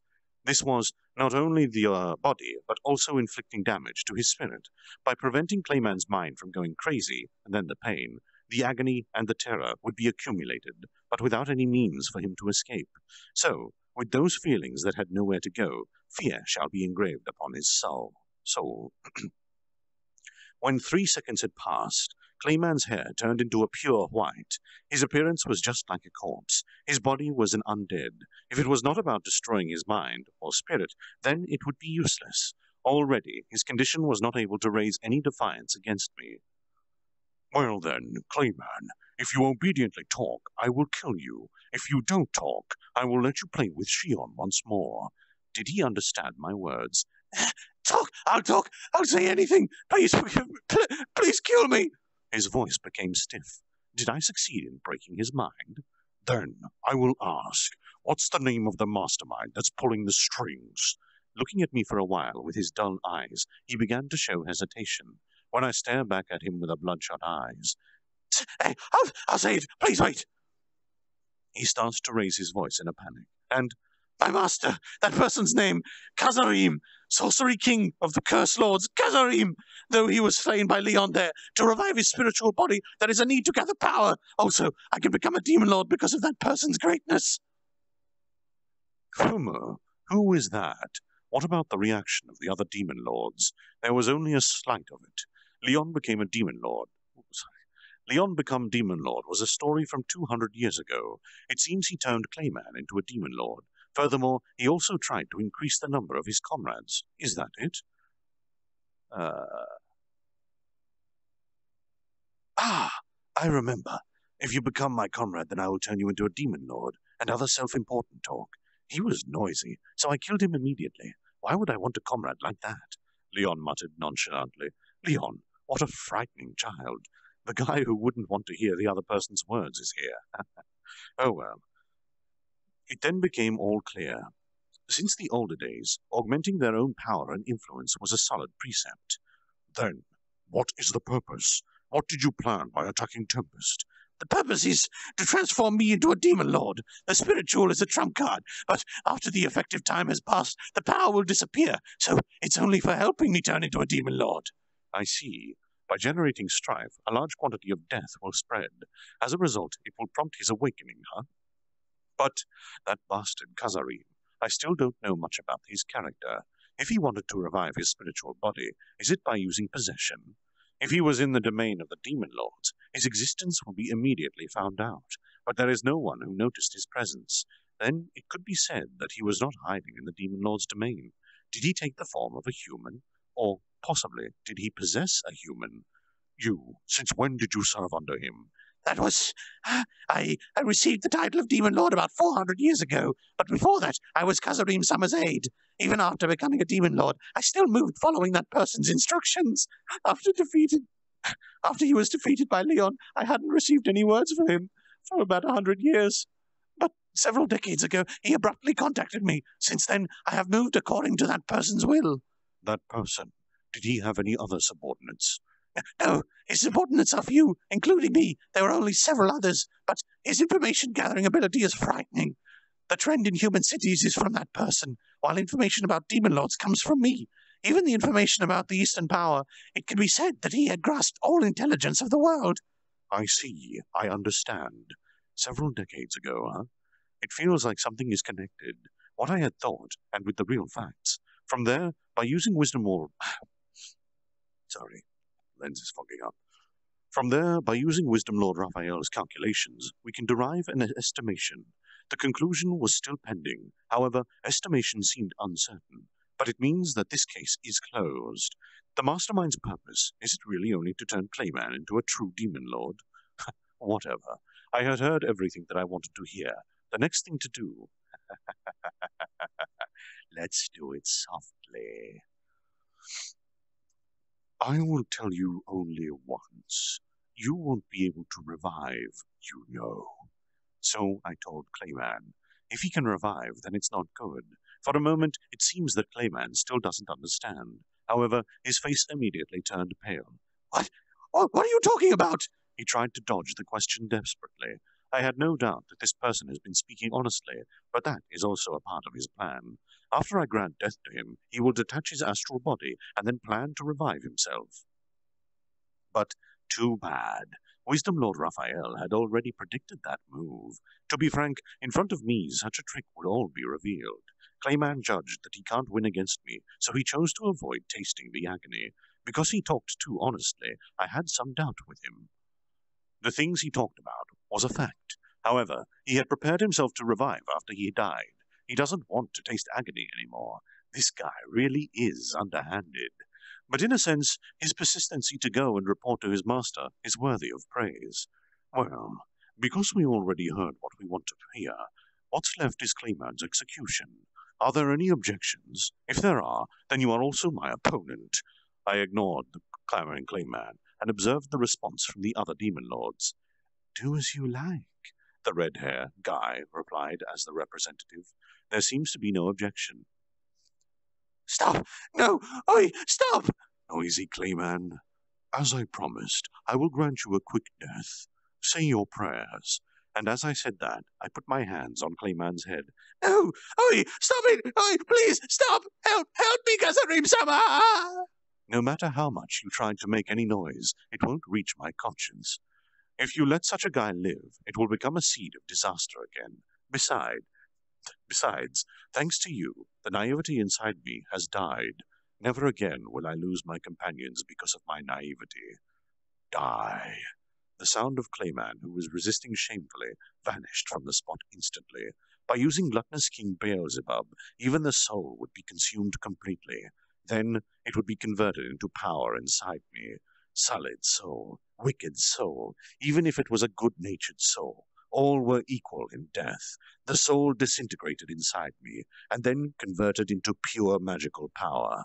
Thus, I granted Clayman just like what I had promised, a quick death. That's the end of that chapter. Rimuru is becoming quite evil. He's a demon lord Good now. riddance. I particularly like the part where everyone understood how he tortured him, yes? Yeah. I think they did that in Bleach in one episode. Experiencing Naruto. yourself being stabbed over 10,000 years or something every day. Oh yeah, that was Naruto. Naruto. Yeah, that was Naruto. I think it also happened in Bleach, though, didn't They it? did it No, in that was Bleach too. Bleach. That was Bleach. I think it's in both It of happened them. in Bleach too. It happens in quite a lot of Probably fans, it seems. Either way, I'm going to quickly grab a drink. Saga. I started to That lose was it fun. when I was crying as Clayman.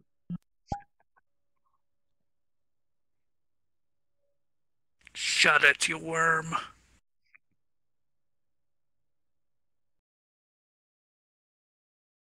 Sharingan. Infinite Tsukiyomi.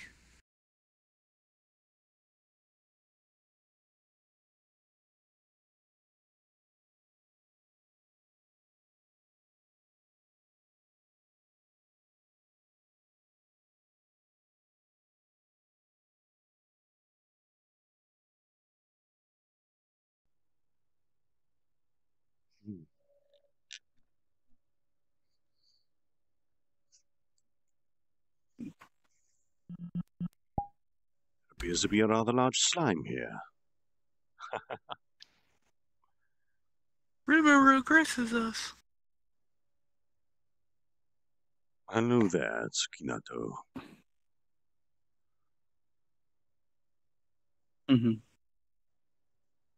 All righty. Ah, yes, that was what I was going to do.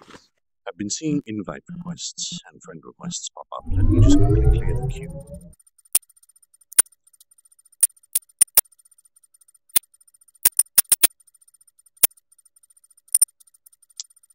Sorry about that, Glacial Ice. Thank you for making a proper VRChat account.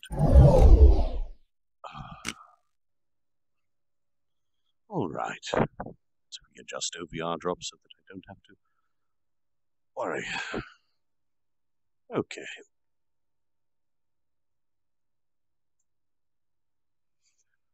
Chapter 83. 8-Star Demon Lord. The red-haired Demon Lord stood up right after I devoured Clayman. Excellent. Then from today onwards you will be acknowledged and known as a Demon Lord. Is there anyone who opposes this? Naturally, there were no objections, as apparently I had already been accepted as a Demon Lord long before this. I was relieved. To be honest, when I antagonized another Demon Lord... I'm not muted, am I? No, you're good. Good to hear you. I can't actually see the little symbol in my Vive. All right.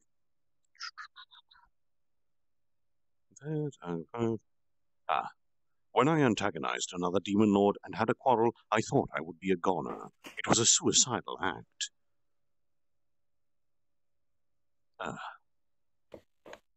Hold on. Okay. I believe that Rimuru was a guy that could get things done when needed to. If you like, I could allow you to be my follower. I'm good. Go find someone else to follow you. What's with that? What's wrong with following me? Begged Ramarise. On the other hand, you want to get along with Rimuru because he's my friend, right? Lies! Rimuru is a liar, right?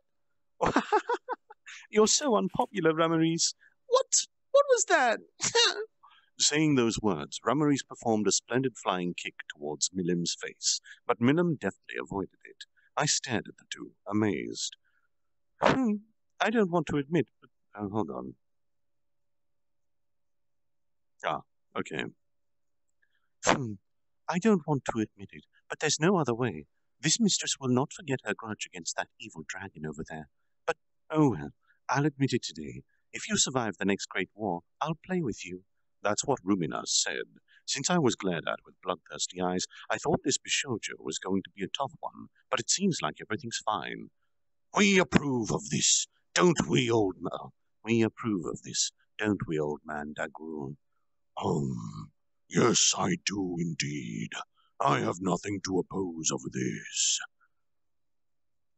Dino and Dagro have also given their approval. The issue the two talked about must be something major. It seems that they were trying to protect me a while ago. They are good guys. I have no interest in regards to who's being a Demon Lord or whatever. Do as you please. Leon said that, cold as usual. Now then, there's two individuals left. Thinking of this, I stared at Frey and Carrion. Frey noticed my gaze and stared back at me as if she were sizing me up. Is it fine? We're in the middle of the feast, and I'd like to make a request rather than a suggestion. But is it okay? And such words were spoken. Ruminous' butler had set the round table. I kicked back in its original position. There was a large piece of table that broke, but I didn't look at it. If you pay attention to it, you lose. It seems compensating for this round table is going to be pricey. I'm sorry. The Demon Lord sat around. Could you please mute Ace? Sorry. Yeah, I just realized I was unmuted. The Demon Lord sat around the round table. During the meeting, two maids came in to prepare tea. Frey began to talk after everyone had calmed down. First of all, there are no objections to accept the slime Rimuru as a Demon Lord. My proposal is rather another matter, differing from the topic. No, it's not necessarily irrelevant. After watching the battle earlier, I was convinced, as a Demon Lord, I am too weak. Even when I was fighting Clayman, we were just neck and neck. If it were an aerial battle, I would have the advantage, but this isn't an excuse for a demon lord. I have decided to become a subordinate of Milim. Milim is also very dangerous, not someone that should be left alone. I may be inferior as a demon lord, however, my abilities in combat are decent. What do you think? Will you accept my proposal? Saying this, Frey alternately gazed at Milim and Guy. It's not about her being weak. Rather, Clayman is the impulsive type, like a tactician. To think Frey would rely on tactics made them have a weird feeling in their gut. Well, I wonder if it is because she's the scary female type that makes this even weirder. Just before Milim was able to respond to the proposal, as you can see... Wait, what? Oh, did I skip 2 pages? Ah. Sorry, I need to find out who's speaking. I don't understand. Alright. Someone's saying this, so I'm just going to use a voice. Wait a second. If that's the case, there are things I want to say as well. I, too, had lost to Milim due to... Oh, okay, I know who's speaking now. Wait a second. If that's the case, there are things I want to say as well. I, too, had lost to Milim due to my inflated ego. I intended to step down as the general. What if there is an emergency? Or maybe the hero appears? Giving this loser the name of a demon lord is presumptuous, isn't it? That is why, starting from today, I will be the true subordinate of Milim. Pleased to meet you, General Milim. At the moment, they don't even bother to check the other party's intentions. Milim doesn't have any subordinates in the first place. That's why there isn't anything stopping Milim getting subordinates. This then makes me wonder, what will happen to the subordinates of the 2 demon lords? Wait a minute, Carrion. It was Claytard who was bad due to his negligence. I was controlled by him, so I know such things. That's probably unreasonable. While that excuse still wasn't accepted, I thought about Milim. The other demon lords have a surprised look on their face in response to that recklessness. You bastards! Don't feign ignorance and lecture others. A little while ago you were... Oh, I don't know who the fuck is talking. You bastards! Don't feign ignorance and lecture others. A little while ago you were... It's probably impossible for him to dominate me. I'm good at breaking free from such things. Or something like that. Isn't that right? A good imitation of Milim's voice was used to redeliver her lines. Guy is surprisingly skillful.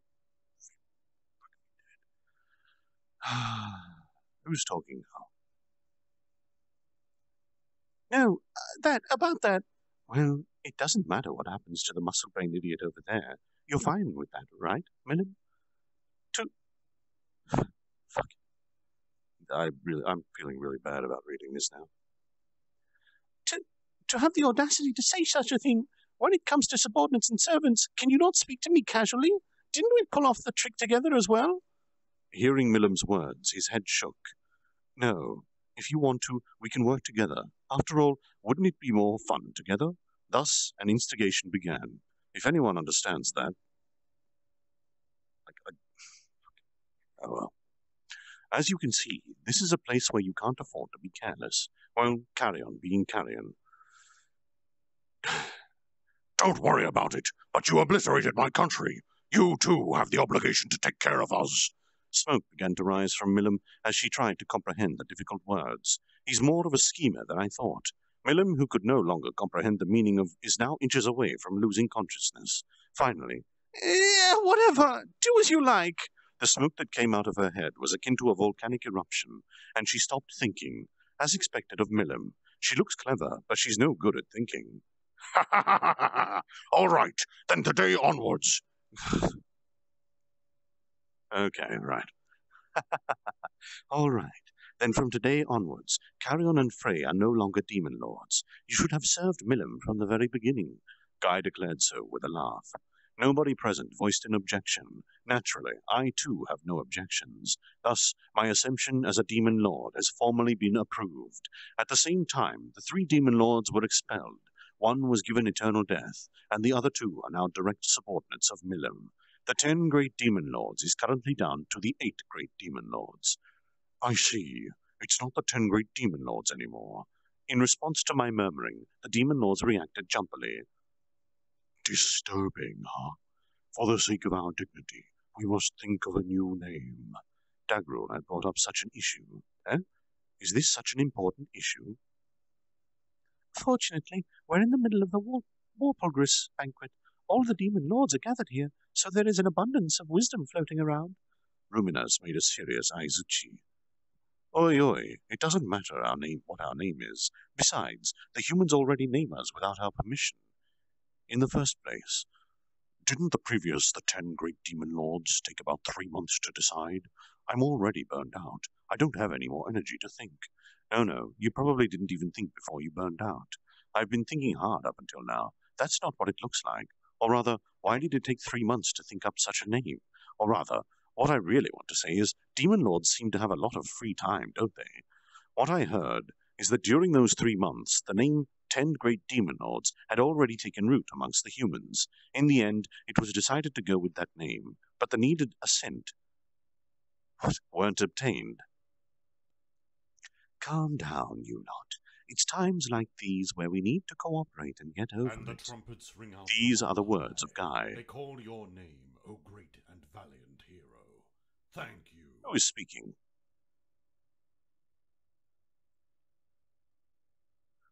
Thank you for stopping. Oh no, I've lost my place. These are the words of Guy, and 8 great. And he silenced his surroundings with wordless, oppressive silence. That's right. Oh, God damn it. That's right. Now it's as Guy said. Give it your all, everyone. Ramirez restated this. Apparently not all 8 great demon lords were convinced, and as if cooperation and coordination were meaningless. I'm leaving it to all you guys. I have no interest in this matter. I leave it to you. Immediately, a few people already started to interfere with the already fragmented cooperation between demon lords.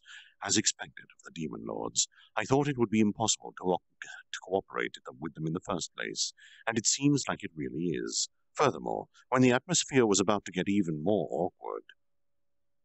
Oh, if that's the case, then this is a specialty of my friend Rimuru. Behind my back, Veldora had said such a thing when he began to get bored. And I thought he would be fine as long as he kept reading manga when such an event occurs. Reading the mood, he indifferently continues reading on his own. However, there was someone who nodded in response to Veldora's words. That reminds me, it was you who named my subordinate butler. It's Ramirez. It's not even your servant, is what I wanted to say, but now is not the time for this. But this person, I caught a glimpse of her intentions showing, only to disappear right after. If you don't insert the interlocking nails, it'll be soon too late. Translator's note. Interlocking nails are iron rods stabbed into the bones to straighten them. Thank you, translator. Well, I don't really mind, but it's up to the Beretta's intentions. Looking around, the Demon Lord's expectation-filled gazes are now all focused on me. Oh no. The encircling net has already been cast. Winking to each other, Guy said, Today, Rimuru has been recognized as a new Demon Lord. I think I would like to give you a wonderful privilege. Yes, the privilege to give us a new name. Receiving such a great honor, you will naturally accept it, will you not? This is a wheedling voice, and I remain silent, neither accepting nor rejecting. And besides, you are the reason why our numbers decreased. Take responsibility and think of a name already. Suddenly, out came an intimidating tone. This is going to be seriously troublesome. Whatever, I give up too. I get it already. Goodness sake, don't complain if you don't like the name. I replied thus. The Demon Lords, now at ease with their faces filled with smiles, they relax while I substitute them in a tea ceremony, completely leaving it to the others. Translator's note. I think the tea ceremony is an idiom about leaving all the hard work to others. Well then, this guy has a high standing. There are 8 Demon Lords, 8 great Demon Lords. Is probably fine, but I have a feeling this wouldn't do. Earlier, Ramirez thought 8 great Demon Lords is fine, right? I was about to say it, but the intimidating glares from my surroundings made me forget all about it. Rejected. Now what? What about 8-star Demon Lords? Even though I associated it with an octagram. After I spoke, silence followed. The Demon Lords closed their eyes and examined each word carefully. After a while, everyone opened their eyes in unison, and it is decided. A splendid name. Don't think you've won yet. A new era is upon us. I thought so. If it's Rimuru, I believed she could do it. Apparently they used the symbol for multi-sex there. As expected, indeed. I'll acknowledge this just a little. In an instant. Wow, the last one took 3 months. Silence. There weren't any objections. That's great. Even if anyone objects, I'm going to make that person think of a name themselves. And besides, I just heard it. What have you lot been doing in those 3 months? In this fashion, from today onwards, the feared Demon Lords will be known as the 8-Star Demon Lords. An octagram of Demon Lords. 8-Star Demon Lords. Come on, Paige, you can turn. What is going on? What the hell? Sorry, the page is refusing to turn. Odd.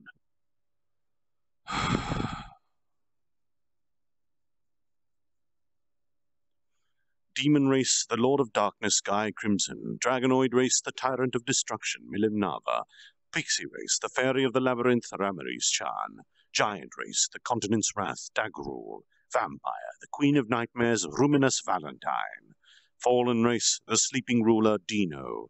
Humanoid Race, the Blonde Devil, Leon Cromwell. And I, Slime Race, the Newbie, Rimuru Tempest. I want a cool second name, too. To make my soul tremble in excitement. They're wonderful guys. Well, there's someone inside who will think whatever. With my recognition as a Demon Lord, the distribution of land was also carried out. Currently, my territory consists of the entirety of the Great Jura Forest. It was an unprecedented treatment. Frey's, Carrion's, as well as Clayman's territory will be merged and under Milim's rule. In the end, her rule is nominal. Territory management will probably be left to Carrion and Frey, as well as Milim's people, because there are some drifters among the Demon Lords hiding in their territory. So I don't know the locations of all the rulers. However, with the Demon Lord's ring, it is possible to communicate with them. I was also given one. The Demon Lord's ring can not only be used for communication, but also as a special summons spatial gate magic. Of course, they can freely visit this place, and that's about it, which means I can come here without needing them to exclusively come pick me up. No, I can't think about this. I have a feeling I'm only going to feel tiresome if I ask this. Thus, the series of events involving Clayman as the mastermind has come to a close, and I was recognized as the new Demon Lord. Clayman's master, the existence of this mastermind is worrisome, but at the moment the issues from the demon side are resolved. Furthermore, I have officially stepped up to the position as the Demon Lord. Guy had a thin smile on his face as he observed the Demon Lords. Now, the Demon Lords have received a new name, as well as a slight increase in combat power. 8-Star Demon Lords, a symbol of the new Demon Lords. I think it is a splendid name. The distribution of forces is settled, and everything is settled into a state of equilibrium. In the Great War this time, it is certain that he has the advantage. There's no difference whether he wins or loses, but even so, it is natural for him to desire winning, while it lies in his degree of familiarity. According to what Dino heard, the Eastern Empire is rapidly gathering forces. The troops that was once destroyed by Veldora have begun to regroup, and powerful beings are being reborn once more. And we suspect that within the shadows of the Eastern Empire lies the presence of the scorching dragon, Velgrind. If the Empire starts making a move, the dragon kind may start getting active again. Things have become interesting. The pieces have been scattered on the world as the stage, the war, or game, for supremacy. The challengers will give their all and participate in this fight, a way to finally relieve his boredom after 500 years. This time's great war is going to be something truly great. My own ultimate skill, prideful King Lucifer. Milim's ultimate skill, wrathful King Satan. And the new Demon Lord Rimuru's ultimate skill, gluttonous King Beelzebub, is taken into consideration. 3 major powers with the strongest abilities, the ultimate skills, are prepared. I don't think I'm the stronger one here, but I hope it's a happy miscalculation. In addition, with Dino's sloth, with Ruminus's lust, the priority of awakening of the two's ultimates abilities is only placed in the back, and to enjoy things. About Shion, she's all... I think we're back in Rimuru's perspective. About Shion, she already has combat abilities on par with the Demon Lords, and further growth can be expected from her. Translator's note, except she used her blessing on cooking. Maybe she can learn to cleanly slice up enemies into meat strips. The bud of jealousy has sprouted. Frey, Carrion, and Shion. I confirmed what dwelled in these three at the same time. No one can predict where the wind will blow. But when they awaken, it would be a joyous event. Hopefully, I wouldn't be drunk in jealousy and collapse. Jealousy is hard to control, for it feels like even I awaken from my dream. I still dwell in yet another dream. Damn, I think they missed an after there. Guy thought of the future and indulged in the rapturous feeling of his imaginations for a while. Boom. That was the end of Volume 5, apparently.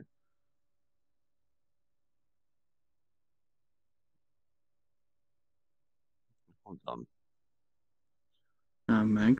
Yes? Angel donated again, but this time the alert didn't come up. Oh, really? Mm-hmm. God damn it. Why can't I turn pages all of a sudden? Our great champion stands. Alright, so I'll need to load those little images in next time. And give me a moment, Angel. I apologize. I'm such a bad streamer. I wish there was a way to have multiple instances of OVRDrop open so I could keep the chat up as well. Oh, hey, JT. That'd be very nice. Come on, pages. Someone's sitting chat. Someone's sitting chat when you open your menu. They hear which sound? That is the menu sound. The stream? VRChat. Okay. It's actually a part of it. For some reason, the audio in that kills everything. Okay, one moment. Still going. I might just do this with the mouse. Give me a moment, everybody.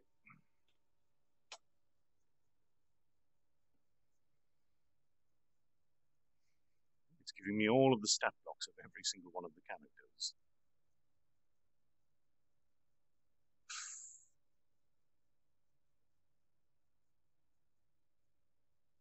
Where is the next chapter? There it is. Okay. All right, now. So it's not appearing. Choco say just donated.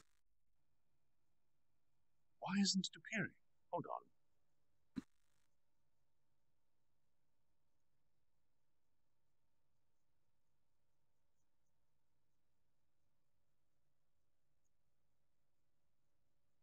Did that appear?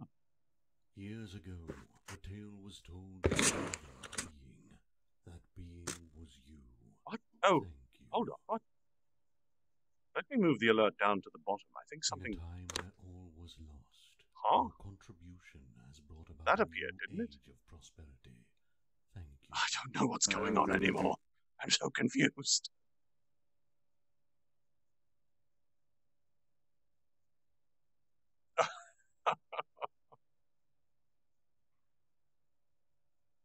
All right, there we go. It's like a little in top. Angels one popped up. Yes, no, but it should have a little animation on it as well. I'm just going to refresh these. Are you hearing the audio, or is it too low? It popped up on the screen. Yeah, just popped up. And there was that one there for Shokasai. Speechless I am. Oh, it's not loading the little alert. Speechless at your care and kindness. I think it was delayed. No, because it doesn't have the little animation. I apologize. I don't know what's going on anymore. Such a bad streamer.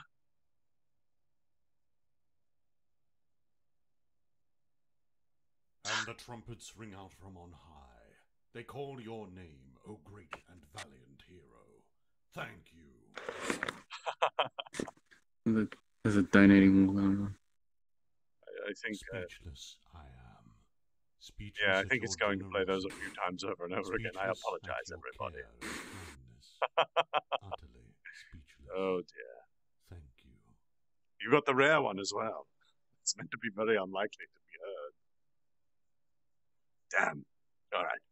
Let me take a quick drink, everybody. I apologize for being such a bad streamer.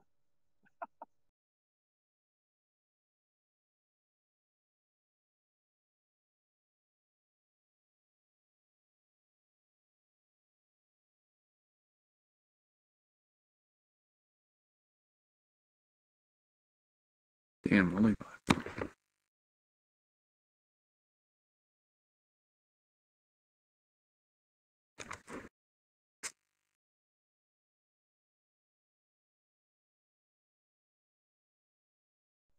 Alright. This is the last chapter for the night. Oh god, I didn't unmute myself. Okay, so this will be the last chapter for the night. I'm going to quickly accept invitations on my friends list. There we go, I believe there was only one. Okay. Right then.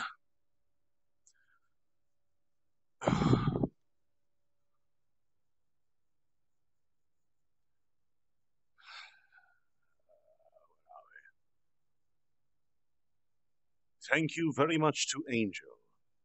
The story is indeed great English, yes. Thank you again, Shokasai. Make sure you give your kitten a pat for waking you up. Unfortunately, we're almost finished. Sephirim, thank you for donating. Your support is greatly appreciated. Angel, I think I need to work on my overlay. I don't think anyone has seen the new little animation I have, so I'll play it after, just before ending the stream. Lollable, why? You're insane. Thank you so much for the support. My God. You people show me far too much love. I hope that I'm worth it. All right. All right. Then let's proceed with the final chapter of the evening. Chapter 84, The Downfall of the Farmer's Kingdom. On that day, the world fell into terror once again. The revival of the storm dragon Veldora was confirmed. This information was quickly passed on to the countries under the influence of the Western Saints' Church. The kings of each country once again tried to rack their brains for countermeasures against the storm dragon Veldora. However, there was a country that had a more pressing issue. Scene change. Farmer's Kingdom, inside the audience room of the royal castle. On a certain morning, suddenly, in the middle of the throne, something was left on it. That thing was a lump of flesh. On that lump of flesh, a face was embedded on the center. It was that of the king's. He's still alive, although he had a hollow gaze. He seems to still retain some small vestige of his consciousness. The soldier who went to patrol in the morning noticed a groaning sound. That's when he found him. Although the soldiers that served in the royal palace were elite imperial guards, they can't stop letting out screams in fear after seeing the body. Such disgusting appearance. It's inevitable if they did not realize that the thing they found was the king they served. However, the lesser cabinet minister who rushed after hearing the soldiers scream recognized that it was their king which had completely changed his appearance. And then... There must be a bottle under me. Please, let me drink it. Understanding the words of the king, who repeats the words in frail and incoherent muttering, they lift the king's body hesitantly. The bodily fluids linger, the stench enshrouding the vicinity. There are people who vomit in fear. There are some who stumbled on their own feet. It was a pile of decrepit limbs that were attached to something that resembled a human body. The sight alone would awaken a person's basic instinctual fear, a truly repulsive object. Although their faces' expressions stiffened, they endured it with their willpower to continue their duty. Gathering the remaining magicians in the royal palace, they had finished confirming that the lump of flesh was certainly the king himself. Even with such an appearance, they still need to pay their respects towards the king. Having lifted the king's body according to his words, there was a bottle, just like what he had said. But will he be okay if he drinks this? From that uncertainty, the magicians decided to appraise it. The result? Complete recovery medicine. A full potion. It was a legendary class restorative medicine, just a little bit below resurrection medicine, or elixirs. It has been said that by drinking this, it will completely restore the lost body parts. The manufacturing method was lost. Even the dwarf race cannot reproduce it, so it was called a miracle drug. A thought crossed in the magician's mind to use the medicine for their own research, but they wouldn't dare let such words escape their mouths, especially in the presence of the king. Of course, they knew that the only way to cure the king's current condition was by using this very medicine. The change was extreme. At the same time as he drank the medicine, the king's body was transformed into its former healthy appearance. The nearest minister quickly came with appropriate clothing. Wearing the clothing and taking a breather, the king ordered to conduct an emergency imperial conference. The palace became busy, preparing for the conference. The king looked at his trusted ministers that remained behind and said, "Let's change the location. I will speak about what had occurred.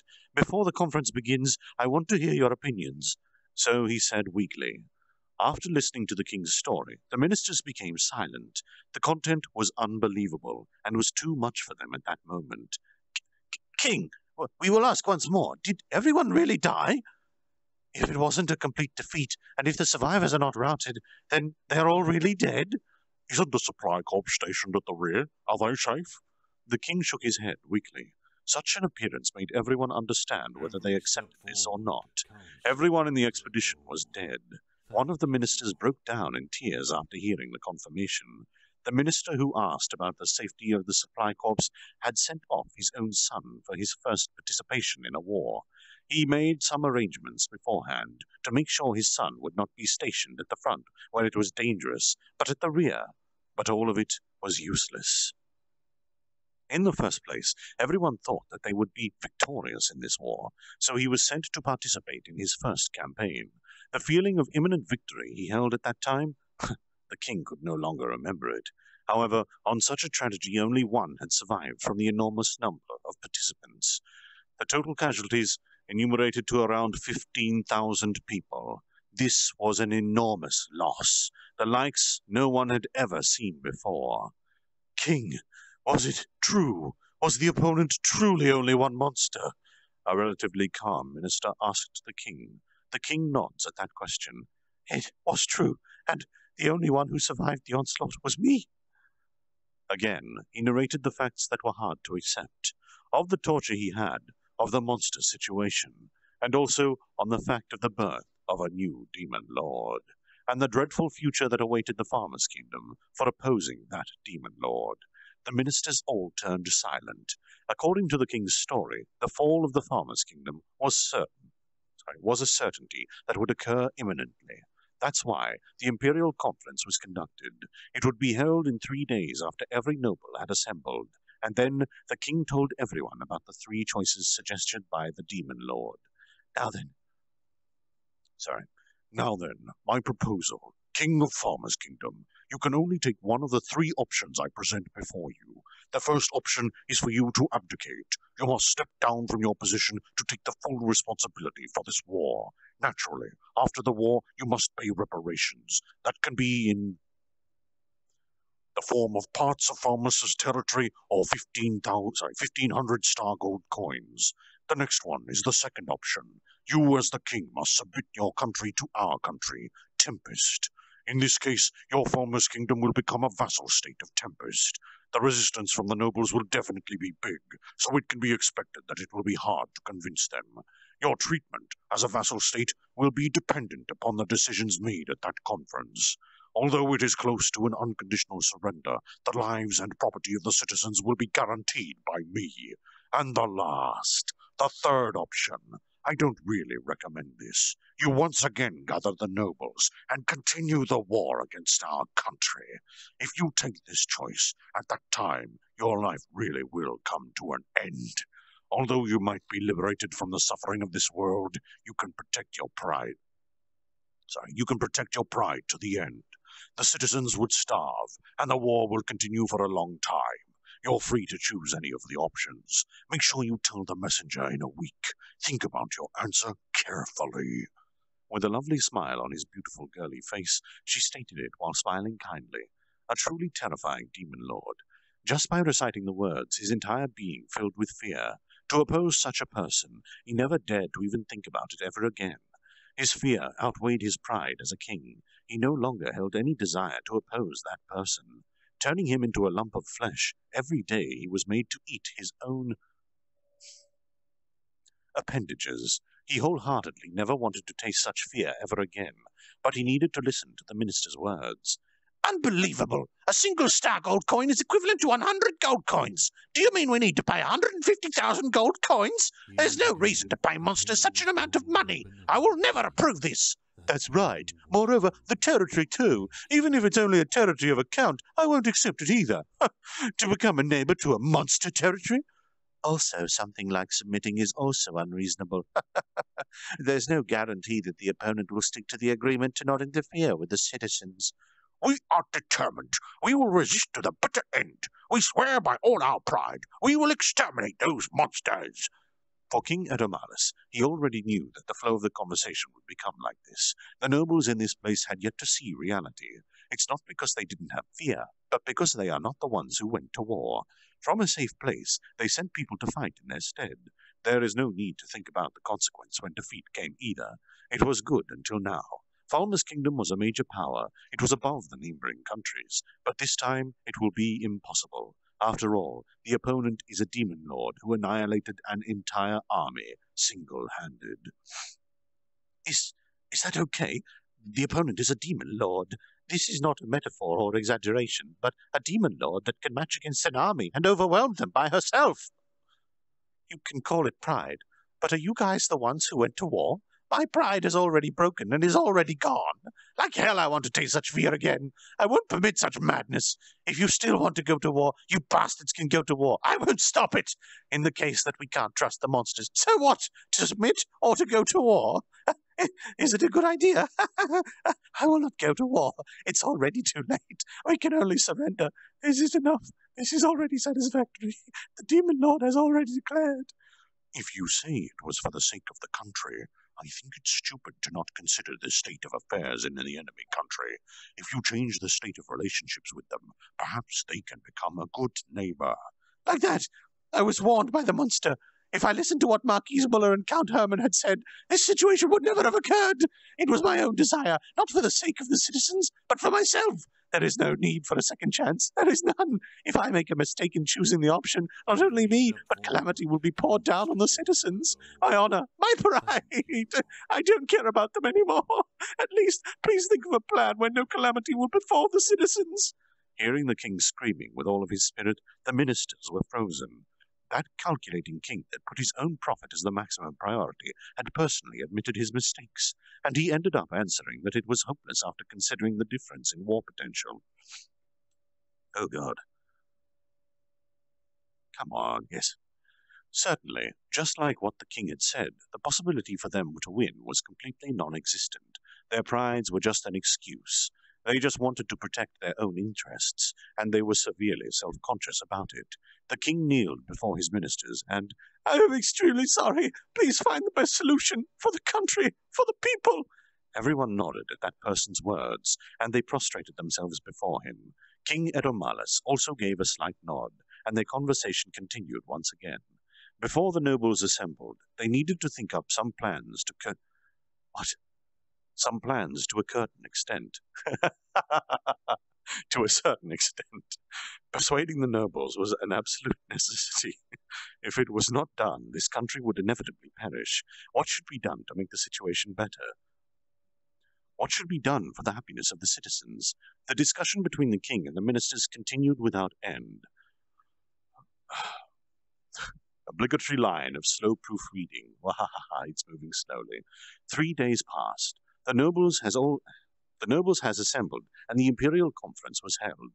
Different from the previous one, there were no composure in the king and ministers' expressions, only seriousness.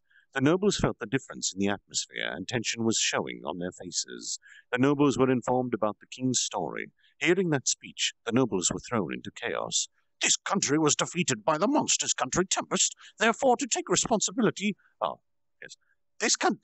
Therefore, to take the responsibility, I will abdicate from the throne. Due to the explosive statements that were spoken by the king, the conference became complicated. The disastrous fate of the subjugation army was announced by the minister. The unbelievable content was the only survivor was the king alone. The criticisms were flooding against the king's decision to fulfill the demand of compensation. Such talks were justified. As the Farmers' Kingdom was a large country with a total population of 30 million, the tax revenue that the National Treasury received each year was about 5 million gold coins. That was also the taxes revenue of last year.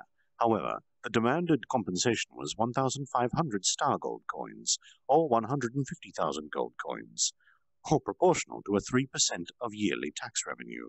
Moreover, in regards to surrendering territories, the nobles were furious and spoke loudly for the king to take responsibility. They demanded the royal family to pay the indemnities. Also, they firmly refused to cede their territories. The nobles' complaints were not completely unjustified. However, the nobles had forgotten. The opponent was a demon lord who can crush an army by herself. Or rather, perhaps they did not want to believe it. When that matter was pointed out, there were some that turned pale, but there were some who acted impudently too.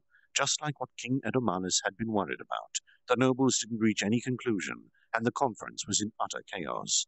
King, even if you abdicated, you cannot escape from taking responsibility. In the first place, did you think you can escape only by yourself? If this one did not abdicate, then I will receive the demon lord's what? If this one did not abdicate, then I would receive the demon lord's wrath. Is that fine with you? Moreover, if this one didn't abdicate and keep governing, there is no other choice than to become a vassal state. Are you prepared for that instead? Good. However, to unconditionally surrender to that monster is... He kept repeating such exchanges many times. The ministers looked at this situation and remembered their previous conversation with the king. Their faces became red from anger. King Edomalis certainly can be considered a greedy person, but not to such an extent of avarice or blind greed. Moreover, he is not a foolish king, and his eyes see what lies ahead. Even the mistakes this time were surely also originating from that desire to protect his country's interest. To push all the blame into the king was a mistake. That was not something that can be tolerated. The nobles, as always, were just wanting to protect their own interests, and as for the sake of the farmers' kingdom itself, it was obvious that they never cared for the lives and properties of the citizens. In the end, the conference ended without reaching any agreement. It was going just like the prediction of Rimuru, or rather, Wisdom King Raphael. Civil war erupted in the farmers' kingdom between the king's faction and the nobles' faction. The result was the downfall of the farmers' kingdom. Henceforth, it was passed down on the later generation as a country that was destroyed because of the demon lord's wrath. Scene change. It's said that at the time there came a single youth from the domain of the Count Nidol Mayadam. This man would be known as a new hero. As he went, he gathered volunteers to protect the citizens' properties and fought against the greed of the noble class. Those who were quick of wit, as well as those who were prudent, chose to join the side of this youth early on his quest. The name of this youth was Yomu. Yomu was the commander of the frontier garrison, and as such quickly gained popularity with villagers and peasants alike, especially in the outlying villages that were under threat from monster raids. The man himself was very charismatic, and in the blink of an eye, his power and influence had expanded greatly. From the words of those villagers were the words that would describe him: the invincible, the undefeated, always victorious. These led to rumors about this man. The disunited noble armies were too few and too scattered to oppose him, and as he went on, he began to show his overwhelming power. Not only was this young man Yomu backed by Marquis Muller, Count Herman, and other such influential noblemen, but he also received the very backing of the royal family's heir. The son of the former king Edomalis, Edgar, was still a boy, yet he played an active role as Yomu's personal staff officer. His father, King Edomalis, however, was executed at the time of his abdication. The story of the former king's execution had become a popular ghost tale as of late. At the time the guillotine blade fell, a young girl's laugh could be heard reverberating at the scene. Then, as if by an otherworldly force, the head of the body began to float in midair and vanished into the far horizon. Certainly, it could be a mass hallucination. The proof for this was the pool of blood that was left behind after the corpse vanished out of sight. Though this part of the story would be made to vanish from the chronicles of history to fade into the depths of the void. Although, in the ages to come, such a subject would come to controversy in theory, there was evidence that claimed Marius, the hero king Yomu's right-hand man, possessed a spitting image of the former King Edomalis, though by that point there was no nobleman that could judge the authenticity of such a claim. In just 2 years, the young hero King Yomu the Great had completed his noble quest and succeeded in uniting the scattered territories of the former Farmer's Kingdom. This was only made possible through the noble efforts of the Dwarf and Bruman kingdoms. This sole factor would be known as the greatest peace that led to the successful unification. However, even beyond this was a peace that shocked the country. That was the non-aggression treaty that was bestowed upon the noble hero King Yomu by the great demon lord, Rimuru Tempest, a member of the mighty 8-star demon lords. In the end, this treaty was used as a pretext as securing post-war investments and indemnity in support of Yomu. The signing of the non-aggression pact between the great demon lord Rimuru Tempest and the hero King Yomu signified the end of a war that brought terror to the peoples of the kingdom. The fear of a demon lord's wrath and the terror capable of causing an entire army to vanish without a fight. While it isn't spoken, this pact also served to establish the legitimacy of the young Hero King. With the former king dead and the Hero King taking the throne with justice as his witness, a friendship was said to have been born between the Hero King Yomu and the great demon lord Rimuru Tempest. With the support of these mighty countries, a new country was born. This country's name would become known as Falminus. The meaning of the name was a country born through the greatest peril. Yomu formally assumed the position as the founding king, changing his name from Yomu to Falminus. By his side were 2 mighty devils, as well as his trusted staff officer and wise political advisor. Though the latter's history has faded into obscurity, the Hero King had surrounded himself with skilled and wise individuals of unquestionable loyalty and grace. With the trust of his companions as his guide, Yomu thus set out on his road as the Hero King of the country of Falminus. The new era. Against such turbulent era, the progress of history does not stop. And there we have the final chapter of tonight's reading, my dear friends. I hope everybody enjoyed that.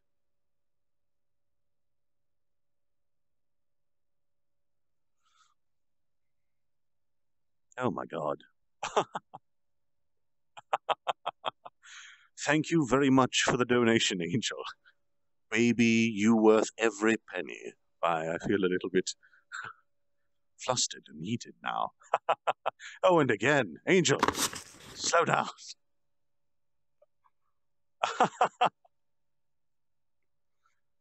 What does it say? It for Tat Lullable, I got your back. Total donation today is 60 USD. Dear me, Angel, you are crazy. Thank you very much for the support, though. Naya Santa, never stop, we love you. I will never stop. I hope to also see you at tomorrow's reading, if that is in your time zone. Would everybody like to come for a picture? I believe Catraiser will be taking it. Hank? Yes?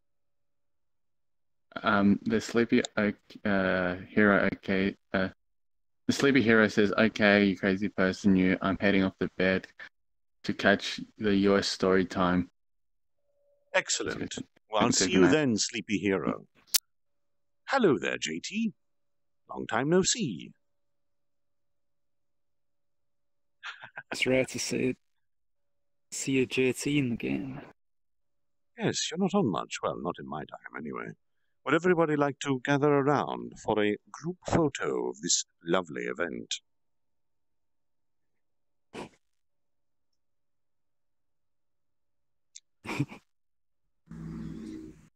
Stand in the chair if you want, JT.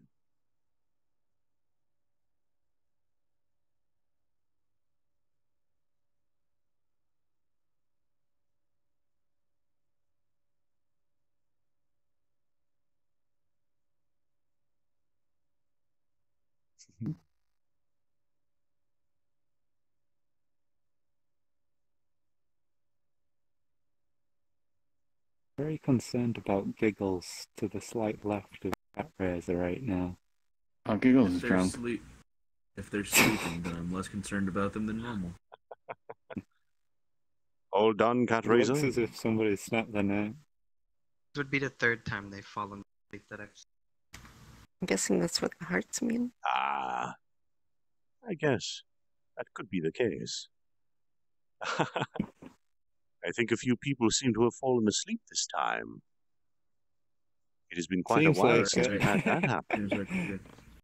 Hello there. Mr. Me as Mr. usual Me's falls out. asleep. Oh, Mr. Me is completely gone. Oh, I've got to get this for the stream. Be very, very quiet. Aw, he's not lying down. Sinking into the bed. Inside the bed. Oh, you get a better shot from this side. Crowd around the sleeping person. You had a Cute little Mr. Me.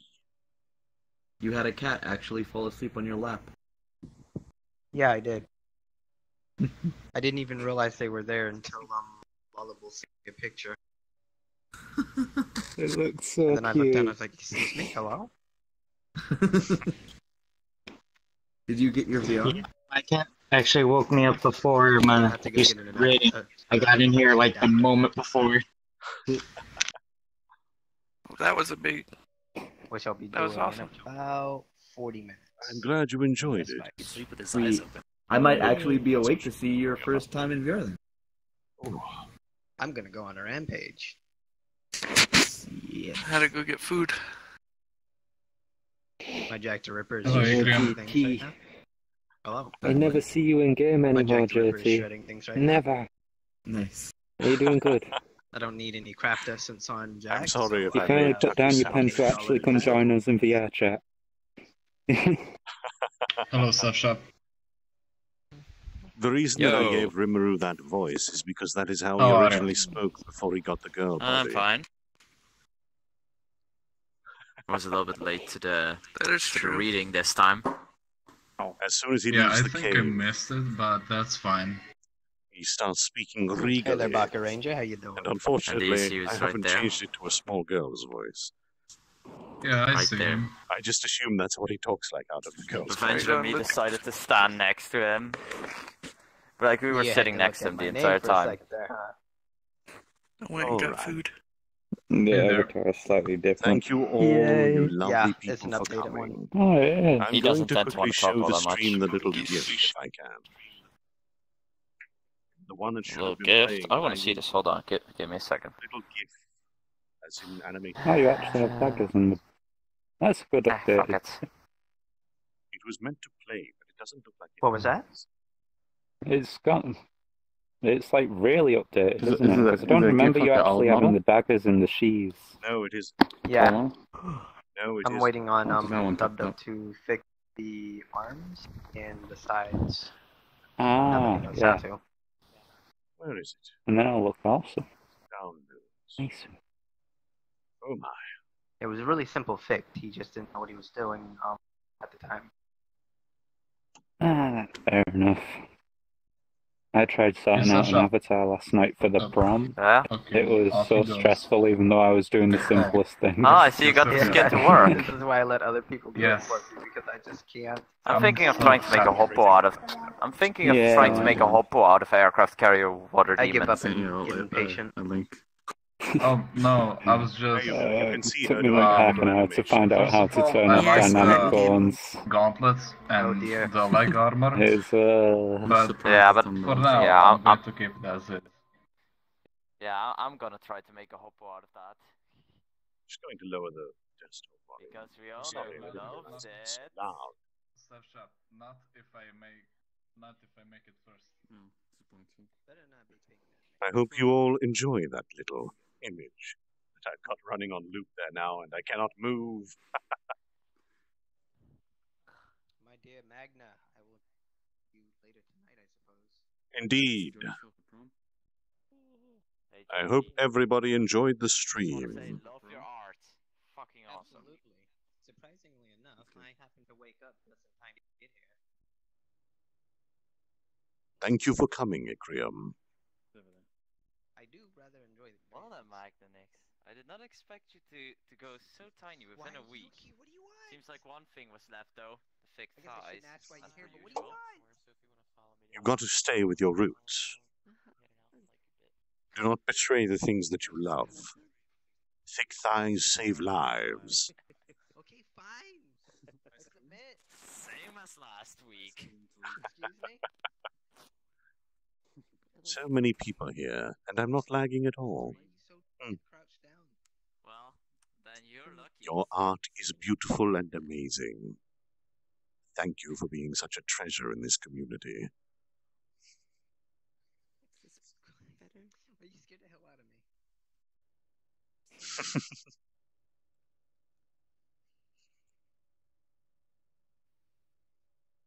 Everyone went quiet. All right. Oh yes, I can quickly do a run-through of the entire theater. I'll need to change avatars for that. I didn't mean that, you little shit. What did you mean? So you can just give me the damn hug. I don't want you to lick my face. Disgusting. I've actually put them in order now. All right. So, here we go, chat. The very first reading. A reading where Rimuru, being born into this world after being stabbed in... I'm going to turn the voices off so that I don't get confused. Rimuru, after being stabbed in his human form. What was his name again? Mikami Satoru. His soul was transferred through a crack in existence to another realm, where he was born from the energy of this dragon, Veldora. After rummaging around, after thinking he was a vegetable for a few hours, I think it was days actually, yes, he eventually fell into a river and then jetted himself out, landing at the feet of this masterfully massive dragon. The dragon taught him how to see the world around him. And after becoming a friend, he ate the dragon. The dragon is Veldora, who is now free again, as you've heard. He was the storm dragon, stored there for 300 years by an impenetrable prison. After eating the dragon and training, gaining additional forms within the caves by killing bats and snakes and various different creatures, finding out that when he consumes them, he gains their abilities, he leaves the cave of birth, the cave of origins, and on his way through the realms, nothing seems to attack him. He is then approached by a massive group of goblins who ask why such a powerful demon is trying to fool them in the form of a slime. He then finds out he's been unconsciously releasing his demonic aura, which he gained from the dragon in his stomach. He then says, yes, you've succeeded in seeing through my test. I will now assist you.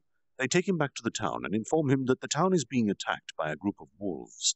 He then has them all tear down every building in their village to build a massive fence, leaving but a single gap at the front. He then spreads all of his traps around it. The town is assaulted by the wolves. And, needless to say, all of the ones who assault the town die. This incites the leader of those wolves, the Ranger, essentially, to charge down the middle and instantly be killed by a single water bolt. Then, as the corpse is still warm on the ground, Rimuru rolls over it and consumes it in front of the entire army of the enemy wolves. Taking on its abilities, he then says to them, kneel or die. Every single one of them submit to him. He then gains the power of the wolves. So he's got his goblins now and his wolves. They then journey to the only place that the goblins have ever had any meeting with, the Dwarven Kingdom. It is normally a long journey, but after taming the wolves, they make it in a little under 3 days, I believe. At the gate of this massive village, a few adventurers see a small slime and a goblin and decide to kick up a stink. That is when Rimuru finds out that any form he takes, especially from one of the named mobs that he has, evolves, and he takes on the form of a black tempest wolf, scaring them all to hell. He's then incarcerated by the guard captain and manages to save a group of the dwarfs after creating medicine from the hypocte grass he's been eating all the way back in the first cave. Sorry, I'm doing this completely from memory and freeform. Saving the miners who are currently extremely injured. He then becomes a quick friend to the dwarfs and is introduced to Kaijin and the 3 brothers, who you might know are in his town right now. After a night celebrating, when he succeeded on helping the blacksmith Kaijin to fulfill an impossible order with amazing weaponry that he generated within 3 minutes inside his own stomach, instead of the 30 days it would have taken a normal blacksmith, they are taken to the king when Bester, one of the advisors or ministers of the king, is punched by Kaijin, due to them having a little scuffle in a brothel, essentially. The king then exiles Kaijin, and Kaijin is fine with this, as he's already sworn his allegiance to this small slime. Upon leaving this town with his 4 new dwarves, the king also exiles Bester because he's found the swords and the medicine and realizes they may have just made an enemy of someone that should have been a great friend. Returning back to his town, a few more events occur, and then he meets up with 3 bumbling adventurers who have a 4th in tow. That 4th member is Shizu-san. You heard her mentioned in the story tonight.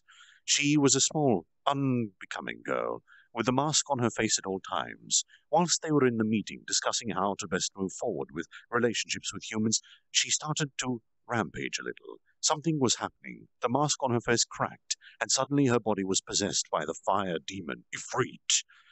Rimuru, through his many different encounters, has gained multiple abilities and skills, and finds he is actually immune to fire.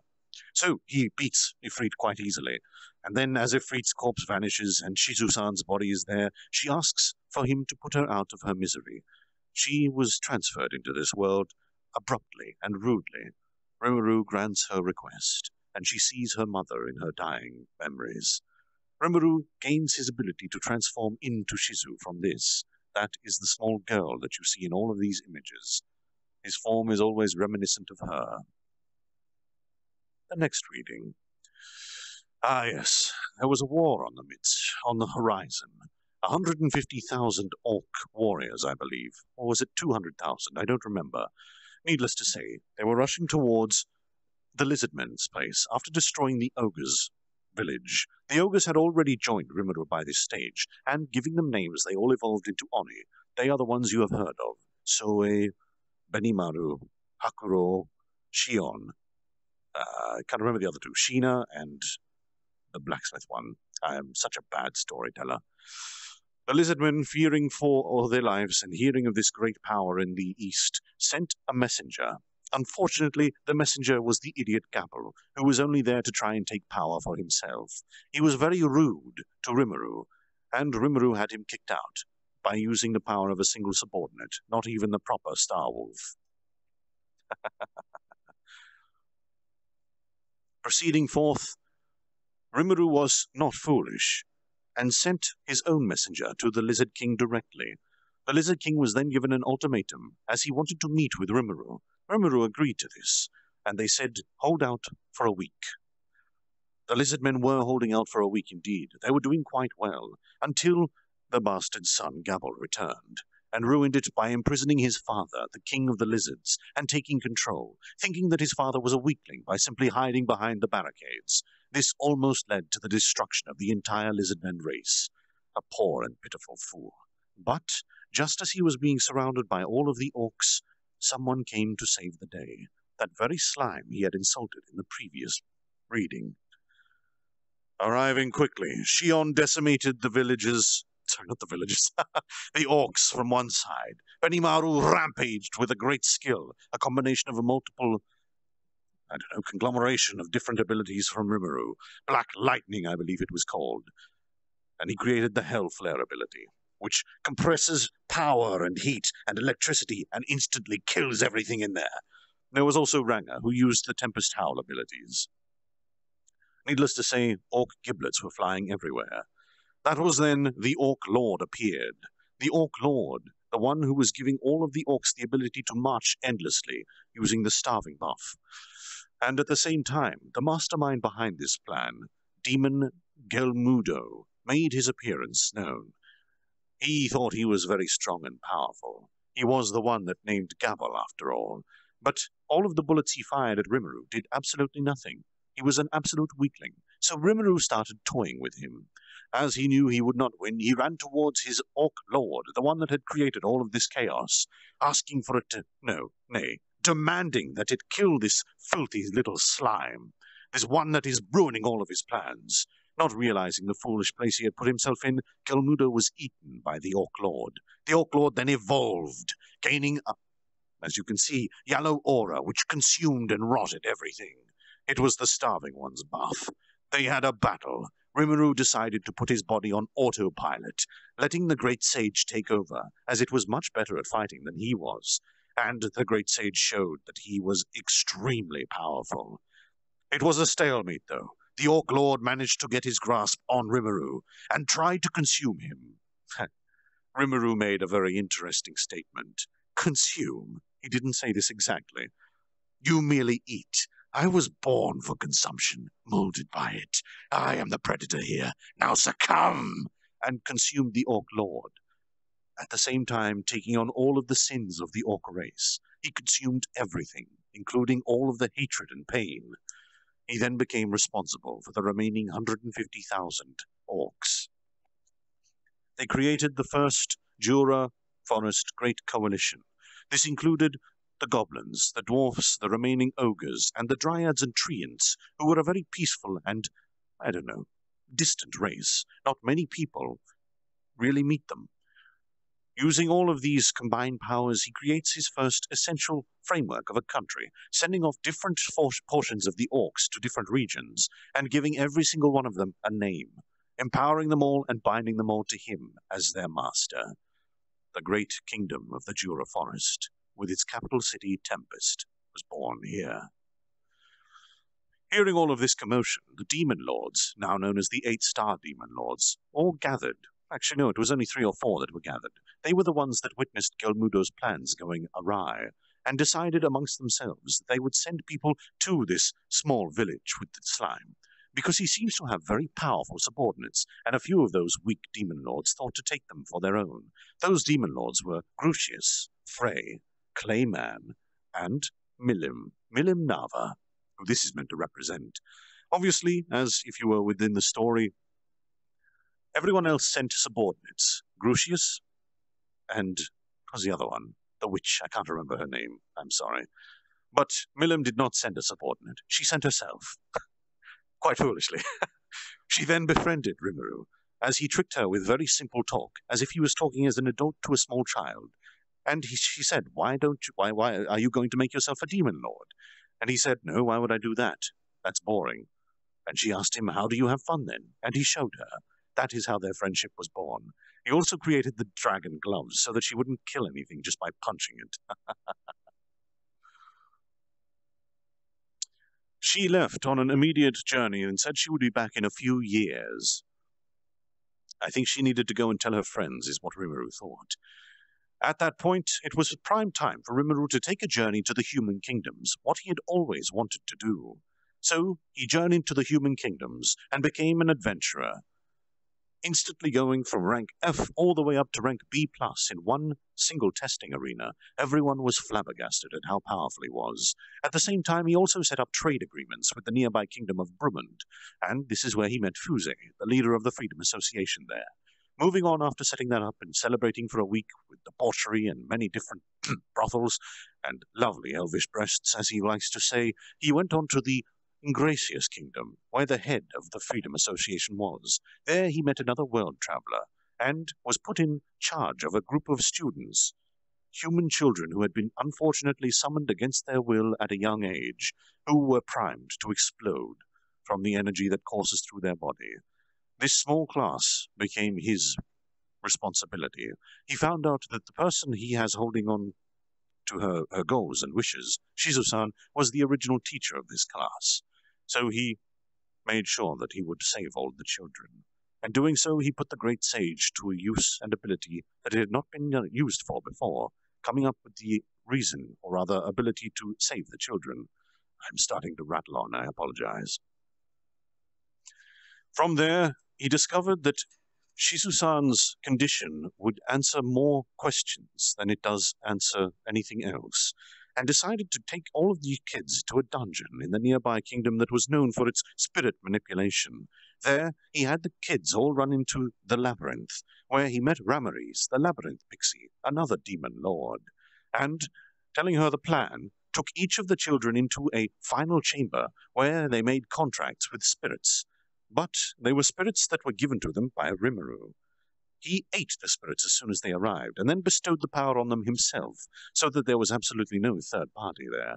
One of the children had a very curious thing happen. They think it was a time spirit, an evil entity, by all accounts. But I don't know if we'll see that ever come up. At this point, Rimuru had saved all of the lovely little children. They would no longer explode when they reached the age of 10, as they all gained the ability to survive. Returning back home, as he was going home, Grucius, the devil who is a subordinate of Carrion, arrived at the city of Brummond and informed him that there is a war happening at the Tempest Kingdom. Rimuru was not very happy, obviously. He sent Crucius back there immediately, and then attempted to teleport himself, but was blocked by a massive barrier, a barrier set up by Sakaguchi Hinata, the Holy Knight, right hand of the Pope of the Western Saints Church. Indeed. She was very, very much overpowered for him, so he came up with a very interesting plan. Setting aside himself in a form of a clone hidden in a bush, he let the great sage take control of his original body and formed it into a gelatinous slime, consuming everything around him. Hinata, losing her weapon at this insane plan, jumped back and used a top-level ability, disintegration, wiping out the Rimuru clone for good. But as she foolishly thought that she was more powerful, she didn't check anyone else, lowered the barrier, and left the clone of Rimuru, who was the original Rimuru, technically, and left. So he survived. Then he gets back to his town to find all of his, well, not all of them, but a majority of his townsfolk dead in a pile. And under that pile is Shion, one of his Oni. He loses it and goes mad, a little insane. 3 days of pure depression, absolute insanity, until he overhears a story of resurrection magic existing. Then that becomes his sole purpose in life. He discovers that the only way to perform this resurrection magic is to become a demon lord. And how do we do that? We kill 10,000 people. So, hearing that the army was marching towards him with 15,000 people, Rimuru decides to go out alone and uses a new form of magic that he had created.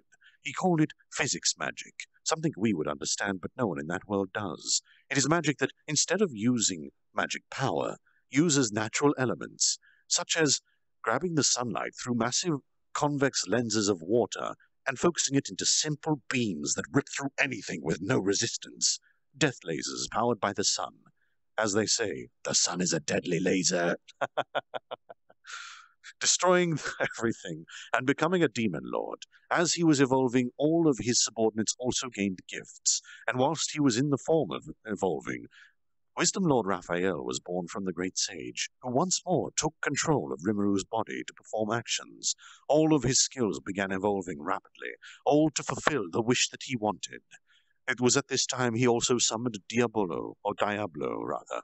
I don't know why I said it that way. To kill all of these foul and fearing human beings who decided to tread on his land and try to kill his friends and allies. He was a little bit bloodlusty there. Everything turns out for the best, though, because he revives Shion. I'm missing a reading. Oh, there it is.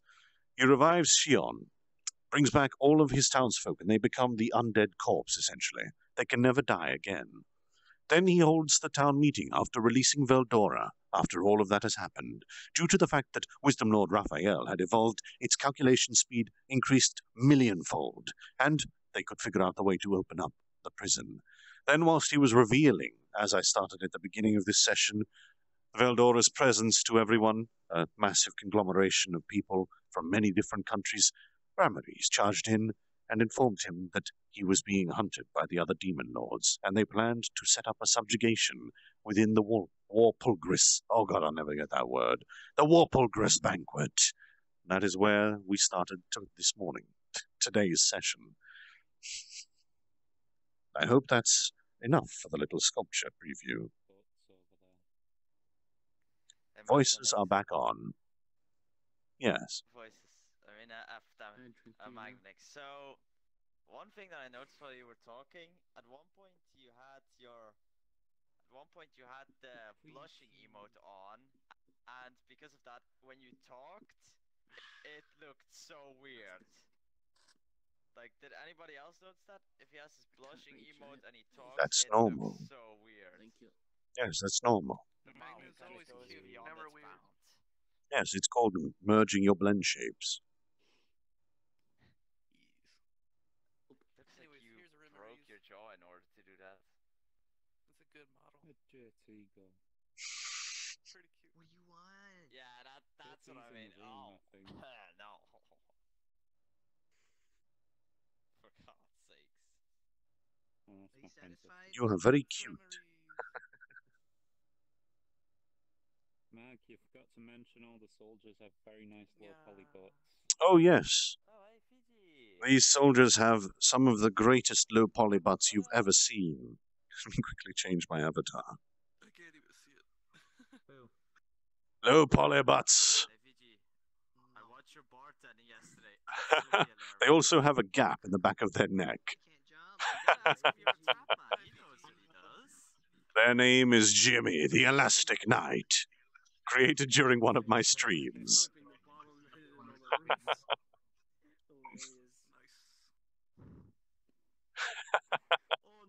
That was fun. Oh, I'm inside!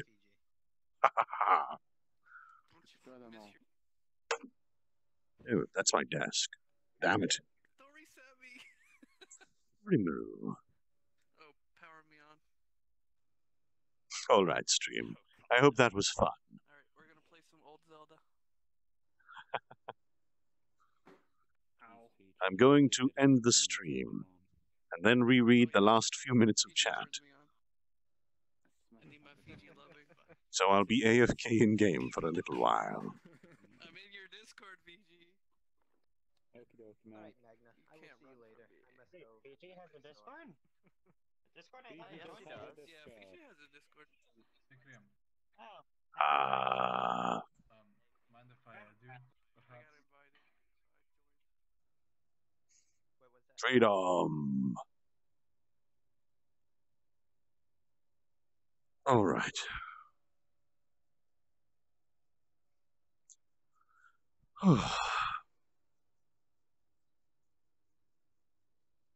You are welcome for the summary.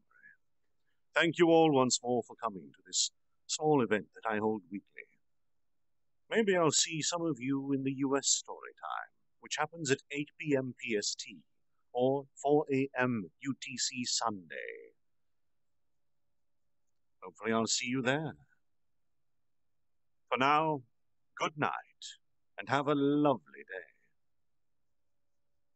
Bye.